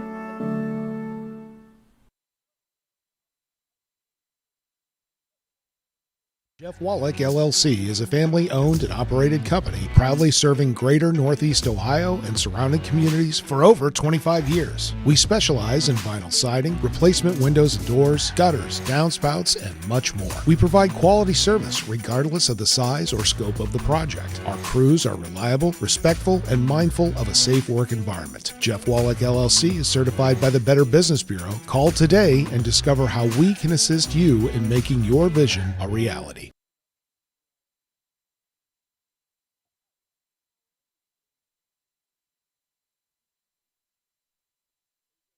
Coaches, so you got to make it quick. Just threw me in here. Welcome back into the Big Z Sports Preview Show here for your 2024 football season, brought to you by Keim Home Center, right here at Sammy Sue's Barbecue in Dover. You already heard both these guys, Roger Yeah, Metzger we're having a nice little conversation. That's right. and head coach right. Jason Wallach for the Galloway It's Pirates. been a long time. I've known you for a long time, Roger. How long does it go back? 92, 91, 92? Yeah, whenever you were playing at Dover. Yeah. And, it was a long time ago. I was just getting my feet wet in the journalism ranks, and yeah. But man, what a career you have carved out. Did you say 1992? Yeah, it's a long time. Yeah, well, you weren't probably weren't even born. around, were you? You weren't even born. That was 4 years before I was born. But anyway. Oh, my goodness, now I am old. Of course, I'm older than everybody here, but except for maybe Buddy White.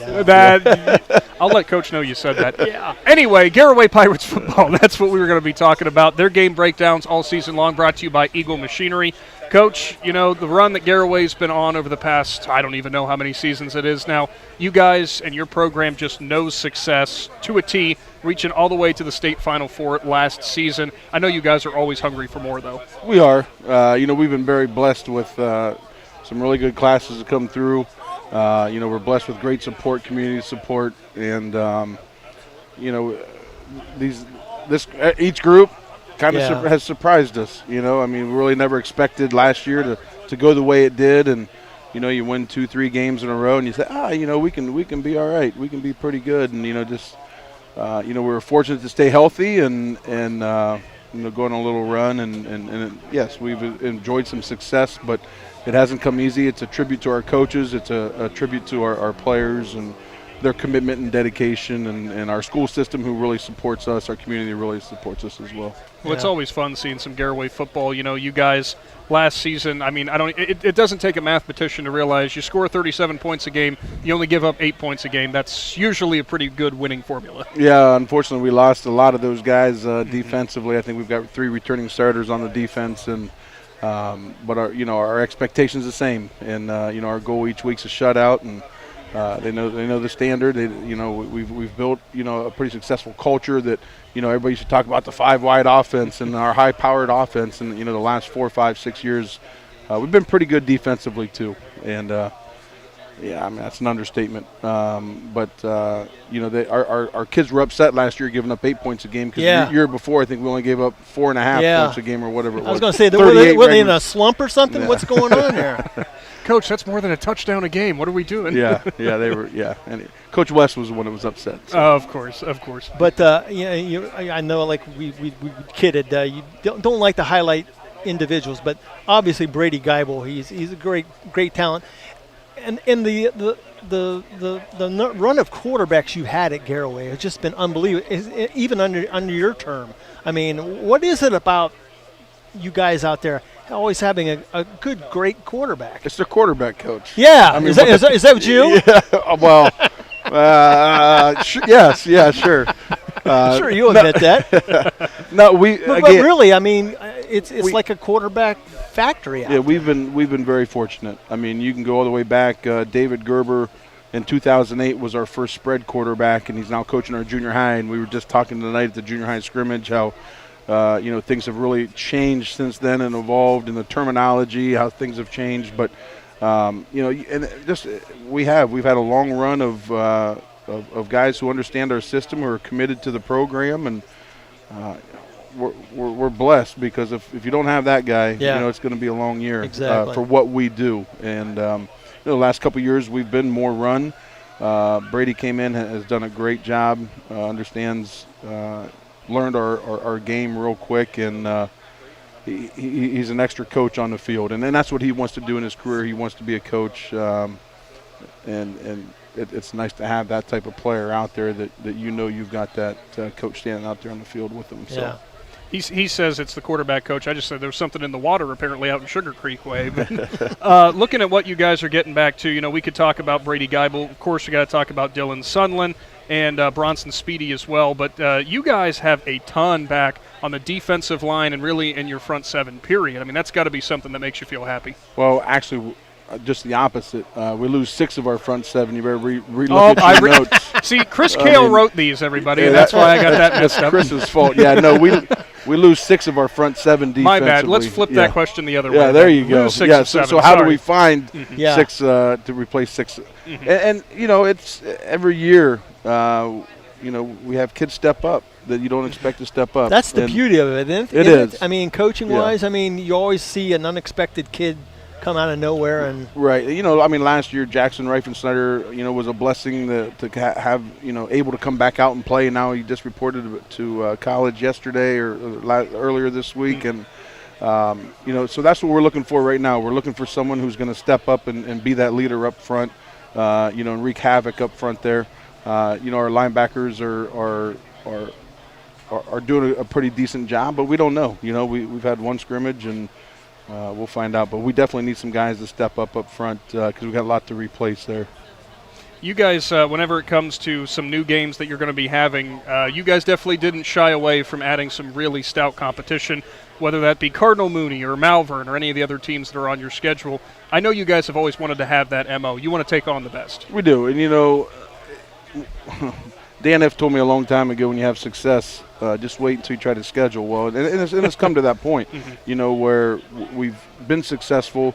You get the options of Ironton, driving all the way to Ironton, or Menor Lake Catholic, or so you're either going to make a trip to the Ohio River, or you're going to make a trip to Lake Erie. Yeah, right. Lake Erie. So we split the middle. We went with Youngstown Cardinal Mooney, which we feel,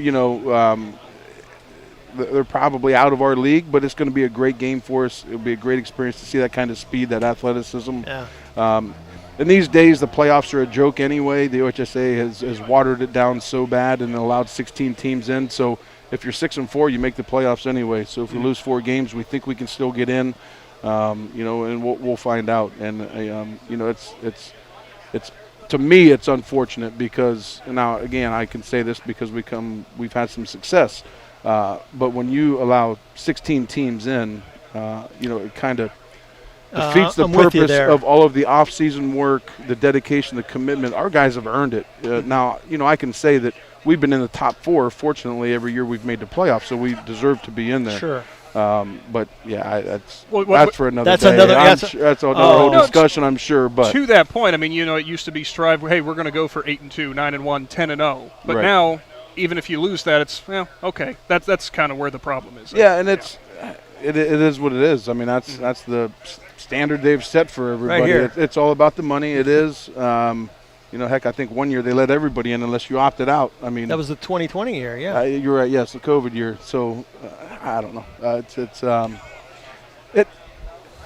Fortunately for us, we still have guys who understand, who've built our culture, our younger kids have seen the time and the effort that they've put in, and our classes have continued to show the younger guys how to get there. So we've been okay. The problem is, to me, the ones that they let in that don't deserve to be in. Then you have injuries. It's frustrating, but yeah.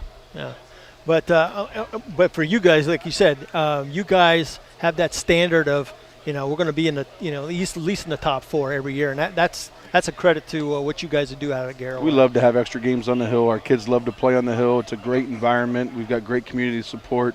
One of our coaches said a couple years ago, it's an event on the hill now. Yeah. It's not just a football game. You got the music playing, you got the bands, you've got the bells playing on third down, you've got the big video board. We're very, again, lucky to have all of those things because not everybody gets to experience those. I never got to experience those things when I was a kid.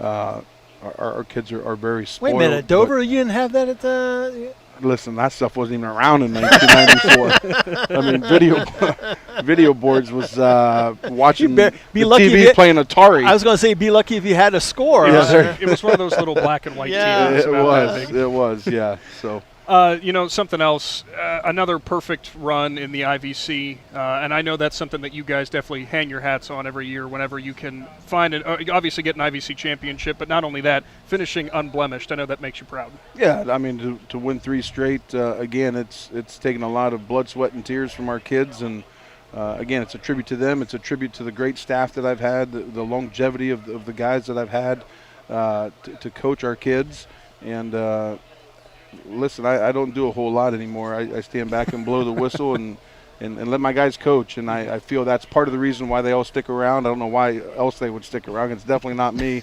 But you've got guys like Cedric Gerber, who's been there for 20 years, Wes Hosteller, who's been there for 15 or 13 years, Preston Elmore, who's been there 13 plus years. It's a blessing.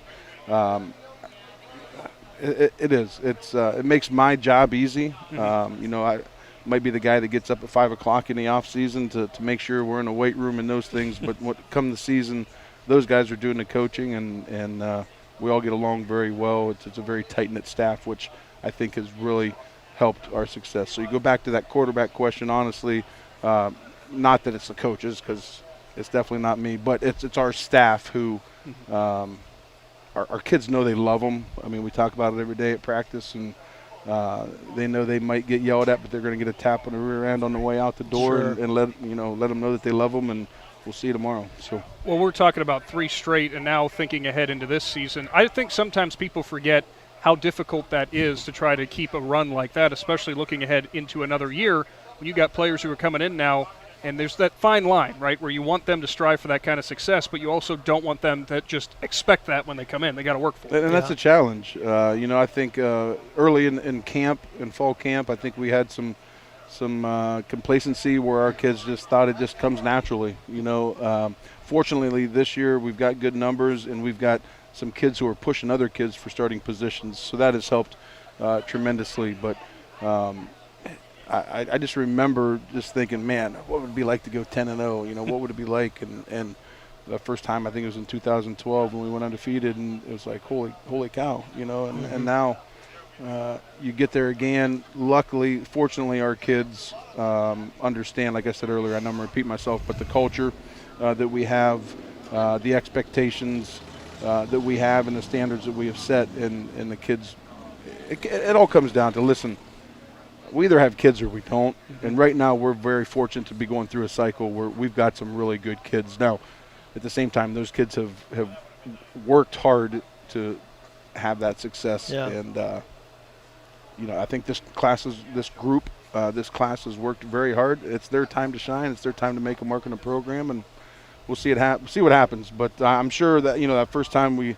have a loss, they'll be calling for my name, and we'll be looking for a new coach at Galloway. So. I kind of doubt that, but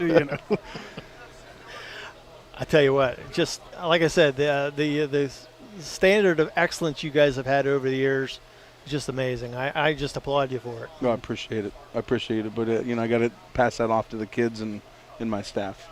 Well, it is, pardon me, it is the 2024 high school football preview show. Head coach Jason Wallach for the Galloway Pirates. Thank you so much, as always, Coach, for your time. I know all eyes on Riverview, obviously, in week 1.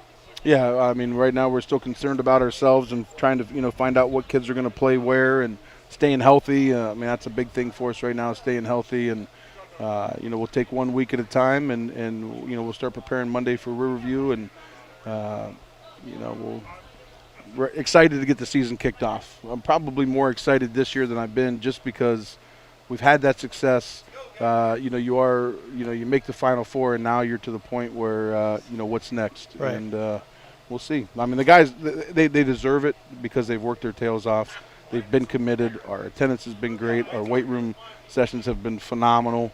And now we'll just see what happens on the field if it transitions to the field. Yep. We look forward to following along with the Pirates all season long. Of course, you can follow along with Big Z Sports' social media platforms, our YouTube channel, 99.9, WJER as well. All the good stuff coming. Coach, thank you again. And be sure to stay tuned, because we got more of your 2024 high school football preview show from Sammy Sue's Barbecue, brought to you by the Keim Home Center. In the rolling hills of Holmes County, we tend to do things a bit differently. At Keim, we're in the business of uncommon experiences, and we're here to care for your project like we care for our own. We believe that quality matters and want to help you get it right the first time, because your project deserves it. So visit Keim Home Center, your source and destination for all things home, building, and woodworking. Keim, built on trust since 1911.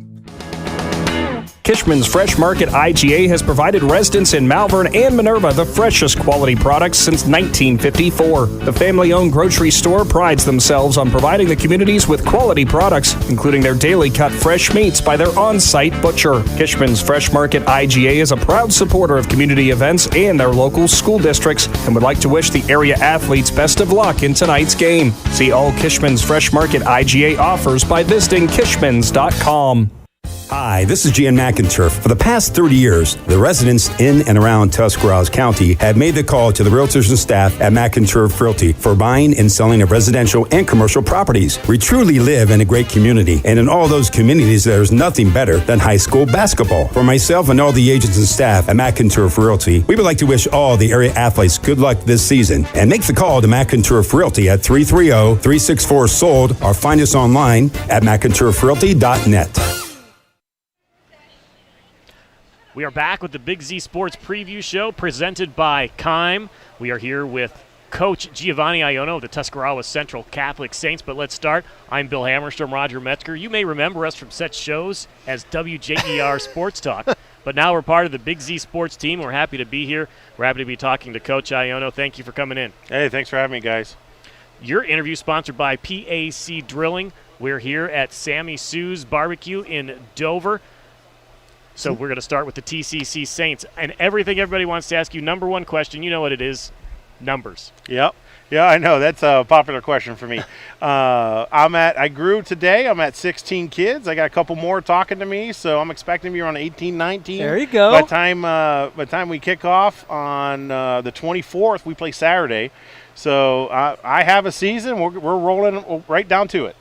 Yeah, obviously that's always a tough thing dealing with numbers, but it sounds like you are trending in the right direction. It sounds like it. Yes. Yeah, the word's getting out. The school is starting, as kids are now coming back from summer break. I'm having a little bit more access to them. You know, there's a little bit of excitement around the school. I think there's a lot of fear that we weren't going to have a season, and I understand that. You know, I understand some kids are borderline how their commitment to football, that they were, kind of hesitant because they wanted to just see how things are going. Sometimes kids are nervous to step their toe out if they're the only ones doing it. But now, that it's happening, they're starting to come out. They're starting to show more interest for me, which is great. Now you were just coming from practice tonight, I was saying. Yeah. So, yeah. I just got here. We practiced till 8 o'clock. By the time I got the kids out of there and stuff and got over here, it was about 8:30. How did that go for you? Went well. Practice went good. So we worked on a lot of stuff today, a lot of tackling, a lot of sled time, a lot of stuff that sometimes the kids hate, but it makes them better football players, and that's what today was. Yeah. What does your practice look like? I'm sure tackling with 16 players, you don't want to get anybody hurt, so who are you tackling? Well, I have a tackling wheel, and I also bought a mat so that when we do tackle ourselves, we fall on a mat to prevent that, injury of hitting the ground. So, yeah, obviously everyone would love to do Oklahoma drill and pit drill that we all watched and did when we were younger, but I got to be a little bit smarter about that. But I also got to have some contact so that we're not out there looking like a bunch of tennis players just coming out to play football for the first time. So speaking of when you were younger as a TCC graduate, you remember the heyday of Saints football. Do you want to talk about that and how you're trying to get TCC back there? Yes, yeah, TCC, I graduated in 2003. TCC started in 1970. And anyone that remembers football around here from the 70s and 80s, Tuscarawas Central Catholic was one of the tops. I mean, they competed with everyone. I mean, other than playing Dover and Philly, they played everybody else. They had fantastic records. They had a Hall of Fame coach in Art Tyner, who they actually pass out the Ohio Head Football Coach Association, pass out the top player of the year, the Art Tyner Award, went to the Canton South quarterback, Poochie Snyder. So he was a legend. And, since, last 20 years, things just, it's been inconsistent. There's been some great years still. But, what I'm looking for is to bring back the consistency of you're not just searching for players year in and year out. You've got your core guys. You work hard. You start having your successes. I want Central Catholic to get back to being a player in the IVC instead of being a side note. What are the characteristics those teams displayed that you're trying to recreate as you start here in your first season? Toughness. I mean, Coach Tyner, those teams were just tough as nails. Those kids were tough. I mean, they were just hard-nosed football players. You know, that's what we're going back to. We're going back to our roots. You know, I know most everybody's a spread team around here anymore, but you know, I don't have those kind of kids. So we're going to be tough, and we're going to run the football, and that's what they did back then. Yeah, you were talking to one of our partners, Travis McClelland, out there about what your offense is going to look like. How much of that do you want to talk about here in front of the camera? Yeah, I don't care. I can talk about it. It's we're running something called the double wing, which is it's a running system. And again, we're just going to run. You know, I played back in the wing tee. That's what Tyner taught. You know, to me, this is like a step up version of the wing tee. It's got a lot of same characteristics, but that's it's just running the ball. What did obviously you played for John Zuckel and of course you know about the Coach Tyner legend. What did you learn from any of those or past coaches that you were a part of? What have you taken from them and tried to influence in what you're doing? Hard work. You know, Coach Zuckel was a disciple of Coach Tyner, played for him, coached with him. You know, just hard work is the number one thing. And sometimes, you know, we get away from that. We get away from the gritty part of football, sure. the nuts and bolts and the parts. You know, not everything is just about running routes and trying to get open. You know, it's about the trenches. You know, that's one thing Coach Zuckel was all about, and that's one thing Coach Tyner was about, and that's something I'm all about. I think you win the football game on the line of scrimmage, offensive, defensive line. That's my number one concern, and as that improves, then you start branching out from there. Exactly. Again, we're talking to Coach Giovanni Iono of the Tuscarawas Central Catholic Saints on the Big Z Sports Preview Show presented by Keim. This interview sponsored by PAC Drilling. Of course, you're trying to get new players. You're trying to build a program that starts with facilities, and TCC is working on that field house. Yes. How's that coming along? Oh, that's coming fantastic. They already have some renderings of what's going to look like. They've got well over 50% of the money pledged, so they have several $1 million. It's going to be state of the art. It's going to be as nice as anything around here. It actually might be a little bit bigger than a lot of things because at Central we have a lot of needs. We want to make sure we fill all the sports needs. So it's going to have something for every sport. It's going to have new locker rooms and weightlifting for football. You know, new gymnasium that you can do workouts in. You know, stuff for all kinds of sports. New athletic for the trainer. That way the kids need some work done. You know, he's got a nice area to work on. It's going to be a fantastic addition to Central Catholic and something that can be really used for everyone. What are you most excited about this 2024 season? You're obviously a first-year coach. What not expectations, but what are you looking forward to? I'm looking forward to seeing the kids grow. I'm looking forward to the kids taking the right steps every day to playing football the right way, to being ready for the season. You know, we all know this is a rebuilding year. You know, that's not a surprise. I'm not going to sugarcoat anything. But we're going to work hard that this is our last rebuild year, so that way this doesn't linger on. I want the kids, every day we're putting another block to the foundation of what TCC football is going to be going forward. And, you know, we're not going backwards anymore. Every day is an improvement day, and we're going to keep working hard until we get there. All right, your opener's on a Saturday. You got a Saturday all to yourself here in Tuscarawas County. Who are you playing? What are you looking forward to? Conotton Valley. I'm playing them on the 24th.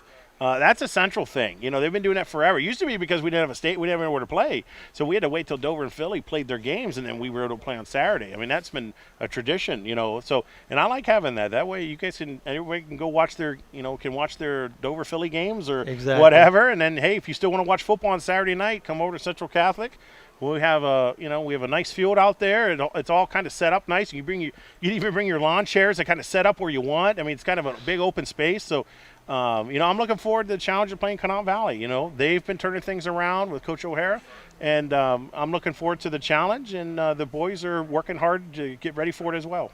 All right, Tuscarawas Central Catholic coach Giovanni Iono, thank you so much. Yeah, thank you. Pleasure having me. Absolutely. We'll be back on your Big Z Sports High School preview show presented by Keim. The Milestone Company is a family-owned and community-minded business that has served East Central Ohio since 1946 by providing financial and insurance services. Whether you're getting married, buying a home, renovating a home, having a baby, turning 50, buying that toy you've always wanted, or preparing for retirement, the Milestone Company has the financial tools to protect you and the places to celebrate it. The Milestone Company has 3 locations to serve you in Cadiz, Steubenville, and New Philadelphia. Learn more by finding them online at milestonecompany.com. Is your vehicle banged up? Do you want fast, professional service to get you back on the road? Then call Impact Collision in Newcomerstown. Whether you need auto glass replacement, paintless dent repair, assistance with warranty and insurance, or just a free estimate, Impact Collision has you covered. So next time you need a repair, call Impact Collision in Newcomerstown. 740-492-0987. Open Monday through Friday, 8 to 5. Schedule your appointment today and let Impact Collision work for you. Oz Body Shop in Dover has been offering quality collision repair services for over 70 years. From minor scratches to more extensive collision repairs, Oz Body Shop offers the best service to get your vehicle back to showroom new. Oz Body Shop, located at 140 West Broadway in Dover, is open Monday through Friday from 8 a.m. to 5 p.m. Call Oz Body Shop at 330-343-1311. That's 330-343-1311. Take a second to step outside of your daily life and breathe. Muskingum Watershed Conservancy District brings that perfect break from a busy life and great destinations for relaxing, camping, fishing, hiking, family-friendly activities, and so much more. Atwood and Tappan Lakes also have new campsites with full hookup connections and full-service marinas. Reserve your adventure now at mwcd.org. The Muskingum Watershed Conservancy District would also like to congratulate all of the area athletes on a great season. Welcome back to the Big Z Sports 2024 High School Football Preview Show, built by the Keim Home Center from Sammy Sue's Barbecue on the corner of Front Street and Tuscarawas Avenue. Can't thank all of our coaches enough, for being here with us. Sure. And it was a great night welcoming in WJER and Bill Hammerstrom and of course, Bill Morgan, Denny Trimmer, who's going to do the play-by-play for New Philadelphia this year. You guys are going to be the dynamic duo for the Dover Tornadoes. The voice of the Tornadoes. Yeah, I mean, that's awesome. And I know you guys will do a great job. Looking forward to hearing your call all year long. And Bill, we'll start off with you. The Dover Tornadoes, you got to do their two-a-days. Dan Ift entering his 30th year as head coach. Just an incredible, feat in itself to do 30 years in high school football, isn't it? Absolutely. 238 wins, just climbing up the rankings, probably top 20 in Ohio. I mean, there's some really good coaches in Ohio, so there's some big names ahead of him. But looking for, I'm going to say 228 wins is what they're. Okay, I like it. 248 wins is what they're looking for. But it's Dover. They're coached by Dan Ift. 30th year. You know what's going to happen. They're going to be talking about playoffs in the final weeks of the season. You know they're going to have a tough schedule as an independent. But what's new for them this year is some OCC schools on the schedule. They added West Holmes. They added Madison Comprehensive. That's correct, yeah. They added Worcester. So those are new teams as they're looking ahead into the future to join the OCC. Yep. They'll get some warm-up this time around. Plus the regular schedule is just killer. You got Canton South. You open with Greene. They lost to Greene in the opener 14-6 last year. Mm-hmm. You got Steubenville on the schedule, Indian Valley. Every game is going to be tough. Every game is going to be competitive. Canfield, who won the title 2 years ago. Lindsley, who's really good. And the Matt Dennison rivalry in week number 2. Yeah, Canton South. I mean, what a better way to go into week number 2 and renew that rivalry between Dan Ift and Matt Dennison. Yeah. Absolutely. Every game, and I'm expecting many fantastic finishes in all these games with how evenly matched up they are. So I think Travis and I are in for a wild ride. I agree with you. And a lot of good returners, signal callers and whatnot. Travis coming back for the Tornadoes. Yeah, and it starts at the top with their leading tackler, Isaac Blickensturfer. I mean, what an a dog. Straight dog. 6'3", 200-plus pounds, running low 14s in the hurdles. He's obviously getting looked at really heavy by colleges. You got skill kids. You got Dalen Clark back, Caden Shy back, Justice Hughes back, the signal caller, the sophomore going to be junior, Jack Judkins is back as the trigger man. Offensive line-wise, you got a returner in T.J. Arnold, and Jack McKinnon's back from injury. So this is one of the faster teams I've seen there, but they're going to have to play both ways. Numbers are a little down So some of those kids are going to have to play both ways and soldier up. But speed and skill-wise, it's there for the Tornadoes. Yeah, absolutely. I agree with you. Their game breakdowns all year long brought to you by Sammy Sue's Barbecue right here on Front Street in Dover. Stop in for lunch or dinner and see Chris and Sam. Sure. And, fabulous. Yeah, absolutely. And how about me getting to join with a radio station that has a sandwich named for them here? Absolutely. Sammy Sue. Yeah, absolutely. I had Did the you get it? outsider today. Absolutely. Awesome, isn't it? I absolutely finished it, right? Nobody was watching me yet. I finished the whole thing. Absolutely. And, again, looking forward to covering head coach Dan Ift. He couldn't be here tonight, unfortunately, but you guys catching up with him all season long. We're looking forward to that. And, once again, Bill, welcome to the Big Z Sports team. We're so happy to have you and everybody from WJER come over and multicast this year. And, we're really looking forward to it. Absolutely. All WJER Dover games will be at 100.9 FM. 1450 AM, and go to WJER.com, and we'll also have the New Philadelphia games on. So if you hear one game on the radio, the other game's going to be online, WJER.com. Absolutely, and it's going to be awesome. Also want to touch on the Carrollton Warriors. They got a new head coach, Trav. Yeah, they do. Their game breakdowns brought to you by Hubner Chevrolet. And Storm Hill, in his first season, he replaces Coach T out there after 5 seasons. He was a 2005 graduate of Carrollton. They got a lot coming back, too. Senior quarterback Jacob Whitmore, Levi Kreider, their running back, Garrett Broadwater, Braylon Murphy, a couple of the other stalwarts out there for Carrollton. Yeah, they're going to be, Coach Hill is not a stranger to the program. He's been there for, 8-9 seasons there as the defensive coordinator, so he steps in and getting rolling there. When you get your signal caller back, you got your general on offense, so, they're going to do what they do out there. There's tough kids, and following Coach Salimos, they've been to the playoffs, 4 or 5 times, so, the standard is set, so they need to take the next step out there in Carrollton. Yeah, absolutely. They were a 16 seed last year, lost to number 1 Steubenville 42-0 in the first round, finished up 6-4 on the regular season, 4-1 the EBC. Very much the same schedule other than East Liverpool and Triway they also added Howland in week number 4. They play 5 playoff teams from 2023, 3 straight away games in the middle of the year for head coach Storm Hill in his first season. And again, Carrollton brought to you by Hubner Chevrolet. We'll see them some this year as well. Yeah, the nice program out there, Coach Salimos. We've got a nice rapport with them, so that'll continue. It's fun to watch. EBC is good football. Yeah, absolutely. And Bill, will move on to the Ridgewood Generals. Coach Sluss wasn't able to be here in the process of doing some personal things, but you know what? We missed him here, but when you look at him in his 20th season, they've got a lot coming back. Their signal caller, Grant Lammers, Aiden Sparger, Matt Humphrey, and a host of others. Ridgewood, one of those programs, Bill, that they don't really have to rebuild. They just reload talent. No, every year John Slusser has a great team, and we've seen in the past how dangerous Ridgewood can be with a senior quarterback. They have Grant Lammers back, 928 passing yards last year, 492 rushing yards, between them 15 touchdowns, and coming back for his senior year, John Slusser is going to have another strong team, and looking forward to the IVC on the line in the final game of the season against Galloway as usual. I mean, that's what everybody anticipates. Although there's some other teams in there. You talk about Sandy Valley's going to be up, Indian Valley's going to be good, but always looking forward to that rivalry game at the end of the season. Absolutely, and they add Utica, they add Strasburg in the middle of their schedule other than the IVC. And, like you touched on, Bill,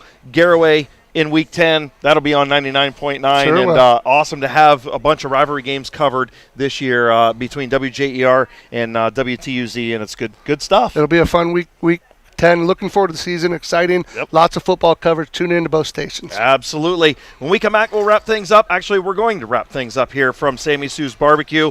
So for Nick McWilliams, Adam Sawecki, the Claxon Communications crew, and Natalie Holbrook and Casey Claxon, for everybody here at Sammy Sue's Barbecue in Dover. Travis McClellan, my big dog. Love you, brother. Back at it Bill, again. Great to have you on All right, this Mega year. Powers Unite. Absolutely. Mega Powers Unite. Make sure you tune in week number 1, Thursday, Fairless and Sandy Valley on 99.9 and on our YouTube channel. And then Friday night, week 1, Harrison Central at Claymont, New Philadelphia at Louisville, Green at Dover, all on the radio. Make sure you tune in. It's going to be a great time. The Big Z Sports Show starts at 5 o'clock next Friday night. We'll say so long until week number 1. Chris Kale, see ya. This has been a special presentation of Big Z Sports. Thank you for joining the Big Z Sports Preview Show, presented by Keim Home Center. Tonight's broadcast was also presented by Sammy Sue's Barbecue, First National Bank of Denison, Tuscarawas Insurance Agency, Novellus, TMK Valley Propane, DAC Vitamins and Minerals, Hartzler's Quality Housing, WM Commercial Roofing, Wood Electric, Niedenthal and Company, First Federal Community Bank, Kimball Companies, Ferris Chevrolet, and Wayne Dorr. Follow Big Z Sports on Facebook, Instagram, on Twitter at @Big_Z Sports, and be sure to subscribe to our YouTube channel. This has been a presentation of Big Z Sports and Claxon Communications.